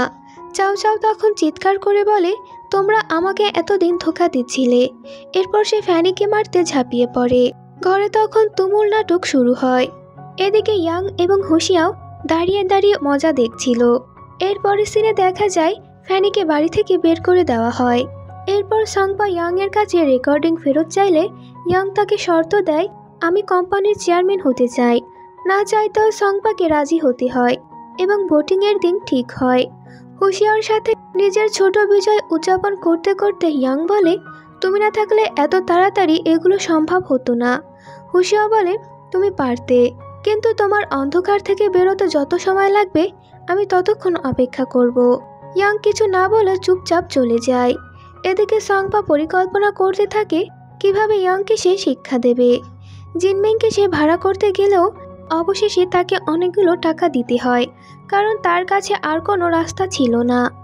এরপর ইয়াং শেয়ার হোল্ডার মিটিংয়ের জন্য যাচ্ছিল, তখনই কিছু গুন্ডারা এসে তাকে অ্যাটাক করে, কিন্তু তারা তার কোনো ক্ষতি করার আগেই তখনই সেখানে হুশিয়াও চলে আসে। হুশিয়াও ইয়াংকে বলে, তুমি মিটিংয়ে যাও, এদেরকে আমি সামলে নিচ্ছি। হুশিয়ার এত কেয়ারিং দেখে ইয়াংয়ের কাছে খুবই ভালো লাগে। এরপর সে ওইখান থেকে চলে যায়। এদিকে মিটিংয়ে ইয়াংয়ের আসতে একটু লেট হচ্ছিল, এজন্য সংপা বলতে থাকে, ইয়াং মনে হয় গিভ আপ করে দিয়েছে, ওকে বরং বাদ দেওয়া যাক। তখনই সেখানে ইয়াং আসে আর বলে, তোমাকে কে বলেছে আমি গিভ আপ করে দিয়েছি? এরপরও সংপা বলছিল, তোমার কিভাবে মনে হলো যে আমি এখানে থাকতে তুমি এইখানে চেয়ারম্যান হতে পারবে? কিন্তু ইয়াং এর নিজের উপরে কনফিডেন্স ছিল। এরপর সে প্রেজেন্টেশন দেওয়া শুরু করে দেয়। সে এত আউটস্ট্যান্ডিং ভাবে প্রেজেন্টেশন দেয় যে সংপাও এতে ভয় পেয়ে যায়। তখন সংপা চিৎকার করে সবাইকে হুমকি দিয়ে বলে, আজ আমাকে যারা ভোট দেবে না তাদের সাথে ভবিষ্যতে কোনো রকম সম্পর্ক রাখবো না। এটা শুনে 80% শেয়ার হোল্ডাররা সবাই সংপাকে ভোট দেয়। তখন ইয়াং এর খুব কম ভোটই আসে। সংপা তখন খুশি হয়ে বলে, তোমাকে অপমান করতে চাই না, বরং নিজেই এইখান থেকে চলে যাও। ঠিক তখনই হুশিয়াও সেখানে চলে আসে আর বলে, লংশিং গ্রুপের 10% শেয়ার হোল্ডার হিসেবে আমি আমার ভোট ইয়াংকে দিতে চাই। আমি জানি যে সে এই কোম্পানি খুব ভালোভাবে চালাবে। ইয়াং তখন অবাক হয়ে তার দিকে তাকিয়ে থাকে। তার ভোটের স্কোর হঠাৎ করে অনেক বেড়ে যায় এবং সে এতে জয়ীও হয়ে যায়। ইয়াং তখন সবার উদ্দেশ্যে বলে, আজ থেকে আমি এই কোম্পানির নতুন চেয়ারম্যান। শেয়ার হোল্ডাররা তাকে নানান রকম প্রশ্ন করলেও ইয়াং তাদের এক একজনকে তাদের কুকর্মের কথা বলে চুপ করিয়ে দেয়। এদিকে হুশিয়াও নীরবে রুম থেকে চলে যায়। এরপর ইয়াং চেয়ারম্যান হওয়ার পরে সবার উদ্দেশ্যে বলে, আমি চেয়ারম্যান হওয়াতে যদি তোমাদের কোনো আপত্তি থাকে তাহলে এখনই বলতে পারো। কিন্তু কেউ তখন কথা বলে না। সে তখন তাকিয়ে দেখে হুশিয়াও সেখান থেকে চলে গেছে। এটা তার মোটেও ভালো লাগে না। পরের দৃশ্য যখন ইয়াং বাড়ি ফিরছিল ঠিক তখনই হুশিয়াওর সাথে ওর দেখা হয়। সামনাসামনি সে হুশিয়াওকে দেখে এগিয়ে আসে আর বলে, তুমি হঠাৎ করে কেন চলে গিয়েছিলে? হুশিয়াও তখন জবাব দেয়, যখন তোমার আমাকে প্রয়োজন হবে আমি তোমার পাশে থাকবো, কিন্তু যখন তুমি নিজে সবটা সামলাতে পারবে তখন আমার দাঁড়িয়ে থাকার কোনো প্রয়োজন নেই। এরপর সে আগের প্রশ্নের উত্তর দেয় যে, তুমি একদিন আমার কাছে জানতে চেয়েছিলে যদি কোনোদিনও জানতে পারি তুমি সেই মানুষটি নও যাকে আমি খুঁজছি, তবুও কি আমি তোমার পাশে থাকবো কি না? তখন আমি তোমাকে কোনো রকম উত্তর দিতে পারিনি, কিন্তু আজ বলতে চাই যে আমি যে মানুষটির পাশে দাঁড়িয়ে আছি সেই তুমি। এখনকার তুমি আর অতীতের তুমি নও। তো যাই হোক, আমি সবসময় তোমার সাথেই আছি। তবে এ কথা দূর থেকে ইয়াং শুনছিল। আসলে যে রিয়েল ইয়াং সেই দাঁড়িয়ে দাঁড়িয়ে শুনছিল। তো পরের দিন চেয়ারম্যান হিসেবে প্রথমবার সে অফিসে যায় আর নিজে নিজেই বলছিল, আমি ইয়ং হই বা ইউনহি, সং ফ্যামিলির থেকে লংশিং কোম্পানি আমি নিয়েই ছাড়বো। ওদিকে ওয়েচি হুশিয়াওর কাছে জিনমিং এর মানি লন্ডারিং এর ডকুমেন্ট দেখায়। ওরা তখন বুঝতে পারে যে অনেক ইলিগাল ট্রানজ্যাকশন হয়েছে, কিন্তু সংপা এবং জিনমিং গোপনে লুকিয়ে রাখা ক্যামেরা দিয়ে সব দেখছিল। জিনমিং তখন বলে, ওরা আমার ইনভেস্টিগেশন করছে। সংপা বলে, আমি তো আছি। আর হুশিয়াও কখনোই বুঝতে পারবে না যে তার অফিসে আমরা ক্যামেরা বসিয়েছি। কিন্তু হুশিয়াও সবটাই টের পেয়েছে, তবে সে এটা ওদেরকে বুঝতে দেয়নি। এরপর গাড়িতে যাওয়ার সময় হুশিয়াও ওয়েচিকে বলে, আমি তোমাকে যেমনটি করতে বলেছি তেমনটি করো, ওরা যেন জানতে না পারে যে ওদের ক্যামেরাটা আমরা নোটিস করেছি। তখন সে বলে, আপনি চিন্তা করবেন না, আর আজকে তো মিস ইয়াং এর লংশিং কোম্পানিতে প্রথম দিন। তখন সে বলে, চিনিয়ং গ্যাং আজও ইয়োহং এর মার্ডারের পিছনে আপনাকেই দায়ী মনে করে, কিন্তু তারপরও আপনি মিস ইয়াং এর হেল্প করছেন। কিন্তু হুশিয়াও তার প্রশ্নের কোনো রকম জবাব দেয় না। এদিকে ইয়াং অফিসে পৌঁছানোর পর একটা লোক তাকে এসে বলে, আমি আপনাকে আপনার অফিসে নিয়ে যেতে এসেছি। আসলে ফ্যানির বাবা এই লোকটাকে পাঠিয়েছিল ইয়াংকে মজা দেখানোর জন্য, কিন্তু ছেলেটা জানতো না ইয়াং আসলে এই কোম্পানির নতুন চেয়ারম্যান। ওরা তার চোখে কাপড় দিয়ে বেঁধে একটা জায়গায় নিয়ে যায় আর বলে, এটা আমাদের কোম্পানির রুলস, নতুন এমপ্লয়িকে পার্টি দিয়ে ওয়েলকাম করার জন্য। কিন্তু তাদের আচরণ অনেকটা অদ্ভুত এবং অসম্মানজনক হয়ে যায়। এক সময় তারা ইয়াংকে বুলি করতে শুরু করে দেয়। ইয়াং তখন তাদেরকে কিছুই বলে না, কারণ সে জানতে চায় যে এর পিছনে আসলে কে রয়েছে। তখন হুশিয়াওয়ের কল আসে। তো একজন ফোন ধরে বলে, মিস ইয়াং এমপ্লয়ীদের সাথে বাইরে গেছে, ভবিষ্যতে আর কল করো না। এটা শুনে হুশিয়াও বুঝে যায় যে ওইখানে কিছু তো একটা হচ্ছে। সে তখন বাইচিকে গাড়ি নিয়ে কোম্পানির দিকে যেতে বলে। তো বুলিং চলার সময় একটা মেয়ে কর্মী সবাইকে বলছিল যে এটা ভুল হচ্ছে, তোমরা এটা করো না, কিন্তু বাকিরা তখন ওকেও বুলিং করতে থাকে।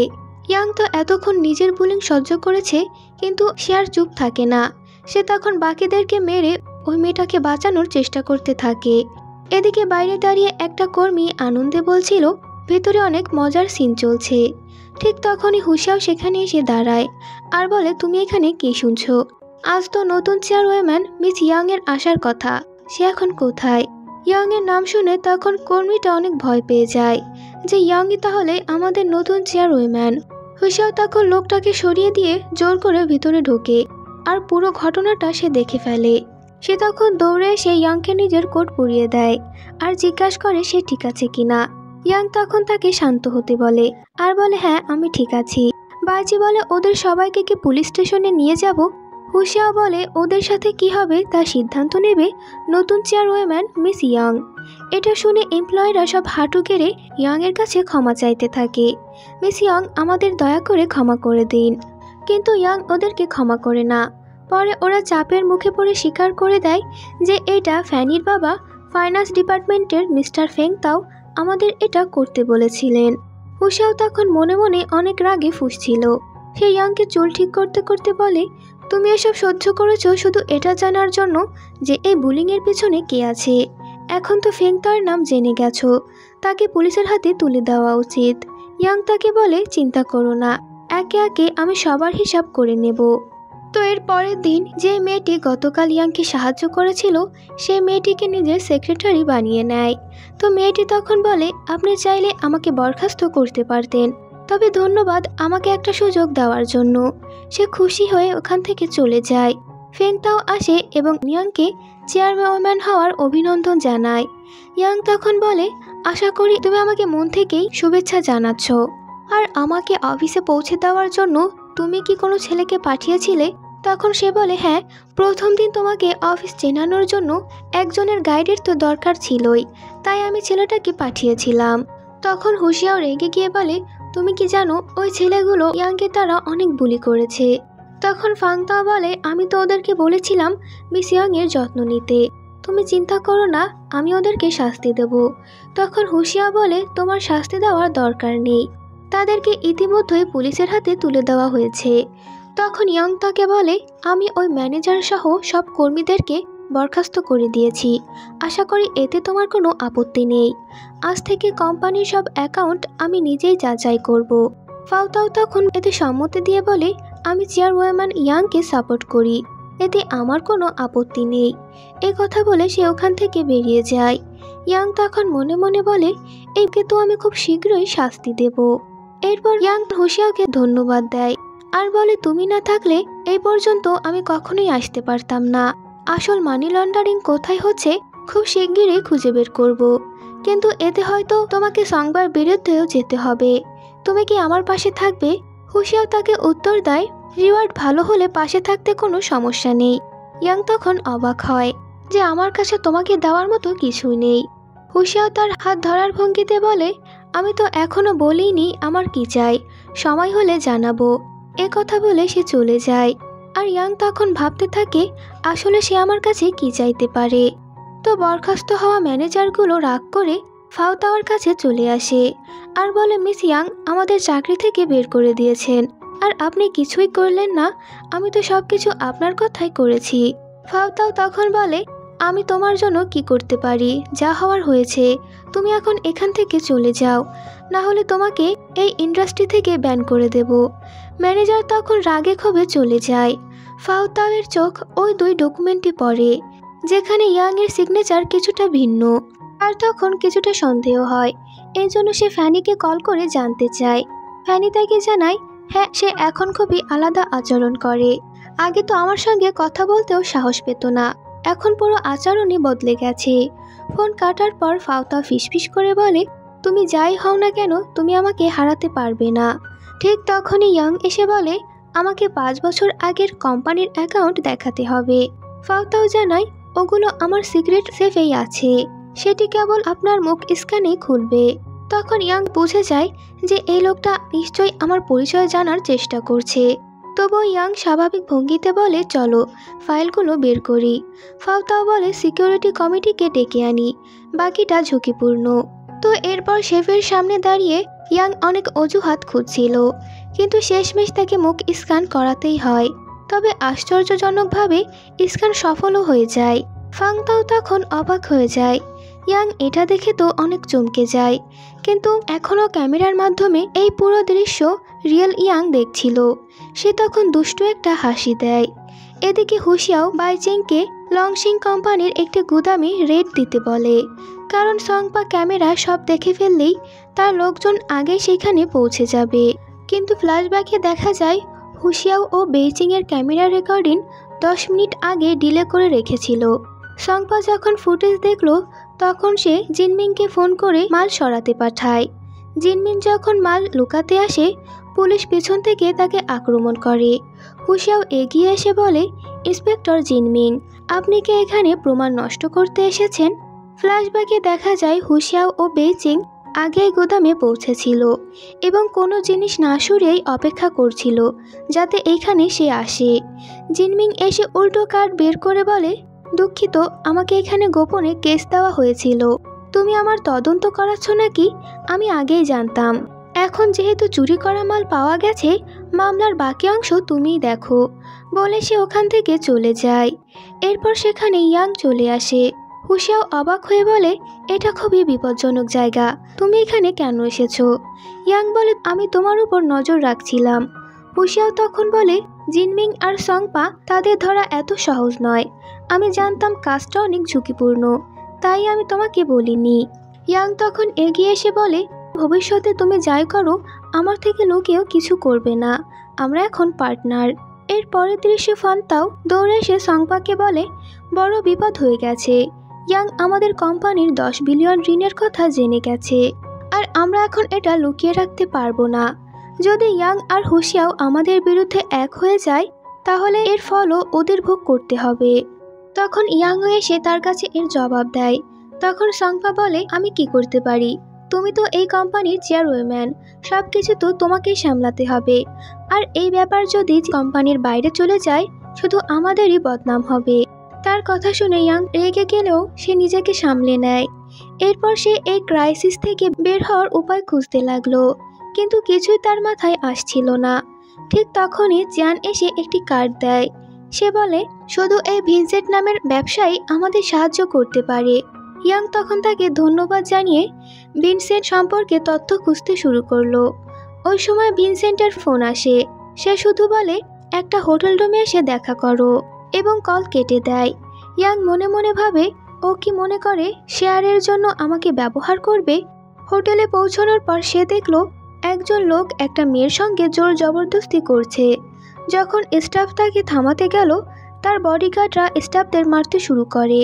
ইয়াং তখন রিসেপশনে গিয়ে জানতে চাইলো, তোমরা একে আটকাচ্ছ না কেন? রিসেপশনিস্টরা তখন বলে, ওকে থামানোর ক্ষমতা আমাদের নেই, সে এই হোটেলের আগের মালিক। ভিনসেন্ট হোটেলটা কিনে নেওয়ায় সে মানতে পারছে না, তাই রোজ এসে এমন নাটক করে যাতে কাস্টমাররা ভয় পেয়ে চলে যায়। ঠিক তখনই ভিনসেন্ট আবার কল দিল। সে বলে, এই পরিস্থিতি তোমার সামনে, তুমি যদি এটা ঠিকভাবে সামলাতে পারো তাহলে আমি তোমার কোম্পানিতে ইনভেস্ট করব, আর ফোন স্পিকারে রাখতে বলে। ইয়াং তখন এই চ্যালেঞ্জটি অ্যাকসেপ্ট করে। সে লোকটাকে শিক্ষা দিতে তার রুমে যায়। লোকটা আবার তার দিকে বাড়াবাড়ি করার চেষ্টা করলে কিন্তু সে জানতো না এটা ইয়াং। ইয়াং প্রথমে তার কানে গুলি ছুড়ল, এরপর পিস্তল তার মুখে ঢুকিয়ে ঠান্ডা গলায় বলে, প্রথমে তুমি এই হোটেলটা মোটা দামে বিক্রি করলে, এখন কম দামে ফেরত চাইছো কেন? তোমাকে আমি দুইটা অপশন দিচ্ছি, তোমাকে মেরে ফেলি চুপচাপ সরিয়ে দিই, আর দ্বিতীয় অপশন হলো তোমাকে এই হোটেলের 1% শেয়ার পাইয়ে দিই। ফোনের ওপাশ থেকে ভিনসেন্ট সব শুনছিল। হঠাৎ শব্দ শুনে বুঝলো লোকটা ইয়াংকে আক্রমণ করেছে এবং সে দৌড়ে রুমে ঢুকে পড়ল। ঠিক তখনই ইয়াং পেছন থেকে তার দিকে বন্দুক তাক করে। তখন ইয়াং বলে, মানুষের কিছু অভ্যাস তাকে ধরা পড়িয়ে দেয়, যেমন তোমার লাইটার নিয়ে খেলা। ঠিক বললাম তো মিস্টার হুশিয়াও? ফ্ল্যাশব্যাকে দেখা যায় হুশিয়াও সবসময় এই লাইটার নিয়েই নাড়াচাড়া করত এবং ইয়াং সেটি আগেই লক্ষ্য করেছিল। ভিনসেন্টের সঙ্গে ফোনে কথা বলার সময়ও সে লাইটারের শব্দ শুনেছিল। বর্তমানে হুশিয়াও হাসে আর বলে, ভাবিনি এত তাড়াতাড়ি আমাকে ধরে ফেলবে। ইয়াং তখন জিজ্ঞাসা করে, তাহলে তুমি ভিনসেন্ট? হুশিয়াও মাথা নেড়ে বলল, হ্যাঁ, পুলিশের আগে আমি বিদেশে ইনভেস্টমেন্ট করতাম, কিন্তু কেউ কখনোই আমার এই আইডেন্টিটি জানতে পারেনি। শিয়া ঠিকই বলেছিল, তোমার কোম্পানিকে এখন শুধু আমি বাঁচাতে পারি, আর তুমি আমার এই টেস্টও মেরিট অনুযায়ী পাশ করেছো। তখন ইয়াং তাকে বলে, আমি এই লোকটার সঙ্গে তোমার হয়ে 1% শেয়ারের ডিল করেছি, এবং তাকে বোঝাতে থাকে তার সাথে ডিল করলে সে কতটা লাভজনক হতে পারবে। কিন্তু হুশিয়াও তো শুধু তার চোখের দিকেই তাকিয়েছিল, আর সে মনে মনে বলল, আমার জন্য তো লাভজনক ডিল তুমি নিজেই। এরপর তারা দুজন হাত মিলিয়ে বলল, হ্যাপি কপারেশন। তো এরপর দিন ইয়াং ঘুম থেকে উঠে দেখে অজস্র গুজব তাদের নামে ছড়িয়ে পড়েছে যে তাদের কোম্পানি নাকি ইল্লিগাল ব্যবসা করে, মানে অবৈধ কাজে জড়িত। তার শ্বশুরও এতে চুপ করে নেই, সেও নানাভাবে তাদেরকে ফাঁদে ফেলার চেষ্টা করছে। এরপর হুশিয়াও জানতে পারে এইসব গুজব ছড়ানোর পেছনে আসল মাস্টার মাইন্ড হলো ফেংতাও। হুশিয়াও আর ইয়াং তাকে খুঁজতে বের হয়। অবশেষে তারা তাকে খুঁজে পায়। তারা একটা হোটেলে রুম ভাড়া করে গিয়েছিল, কিন্তু যেইমাত্র তারা ভেতরে ঢোকে হঠাৎই ফেয়াও তাদেরকে বাড়ি থেকে নক করে দেয়। আসলে তারাই ওদের জন্য এই ফাঁদটা পেতেছিল। এরপর তারা বাইরে আগুন লাগিয়ে দেয়। আগুনের মধ্যে তারা দুজন চারিদিকে দৌড়ে বের হওয়ার পথ খুঁজছিল। ঠিক তখনই হুশিয়াও একটি অক্সিজেন মাস্ক খুঁজে পায় এবং নিজের বদলে সে জোর করে ইয়াং এর মুখে পরিয়ে দেয়। ধোঁয়ার মধ্যে সে নিজেই শ্বাস নিতে না পেরে অচেতন হয়ে পড়ে যায়। তখন ইয়াং সেখানে বসে কান্না করতে থাকে। সে কি করবে বুঝতে পারে না। হুশিয়াও তখন ইয়াং এর গালে হাত রেখে বলছিল, যদি আমাদের মধ্যে একজনও বাঁচতে পারে তাহলে সেটা তুমি। তুমি যদি বেঁচে যাও তাহলে আমাদের পরিকল্পনা সফল হবে। ইয়াং তখন কাঁদতে কাঁদতে নিজের মুখের মাস্ক খুলে ফেলে। এরপর সে হুশিয়াওকে মুখ দিয়ে শ্বাস দিতে শুরু করে। ধীরে ধীরে হুশিয়াওর জ্ঞান ফিরে আসে। এরপর দুজনে মিলে আগুন থেকে বের হয়ে আসে। আর এইখানেই আমাদের এই এপিসোডের এন্ডিং হয়ে যায়।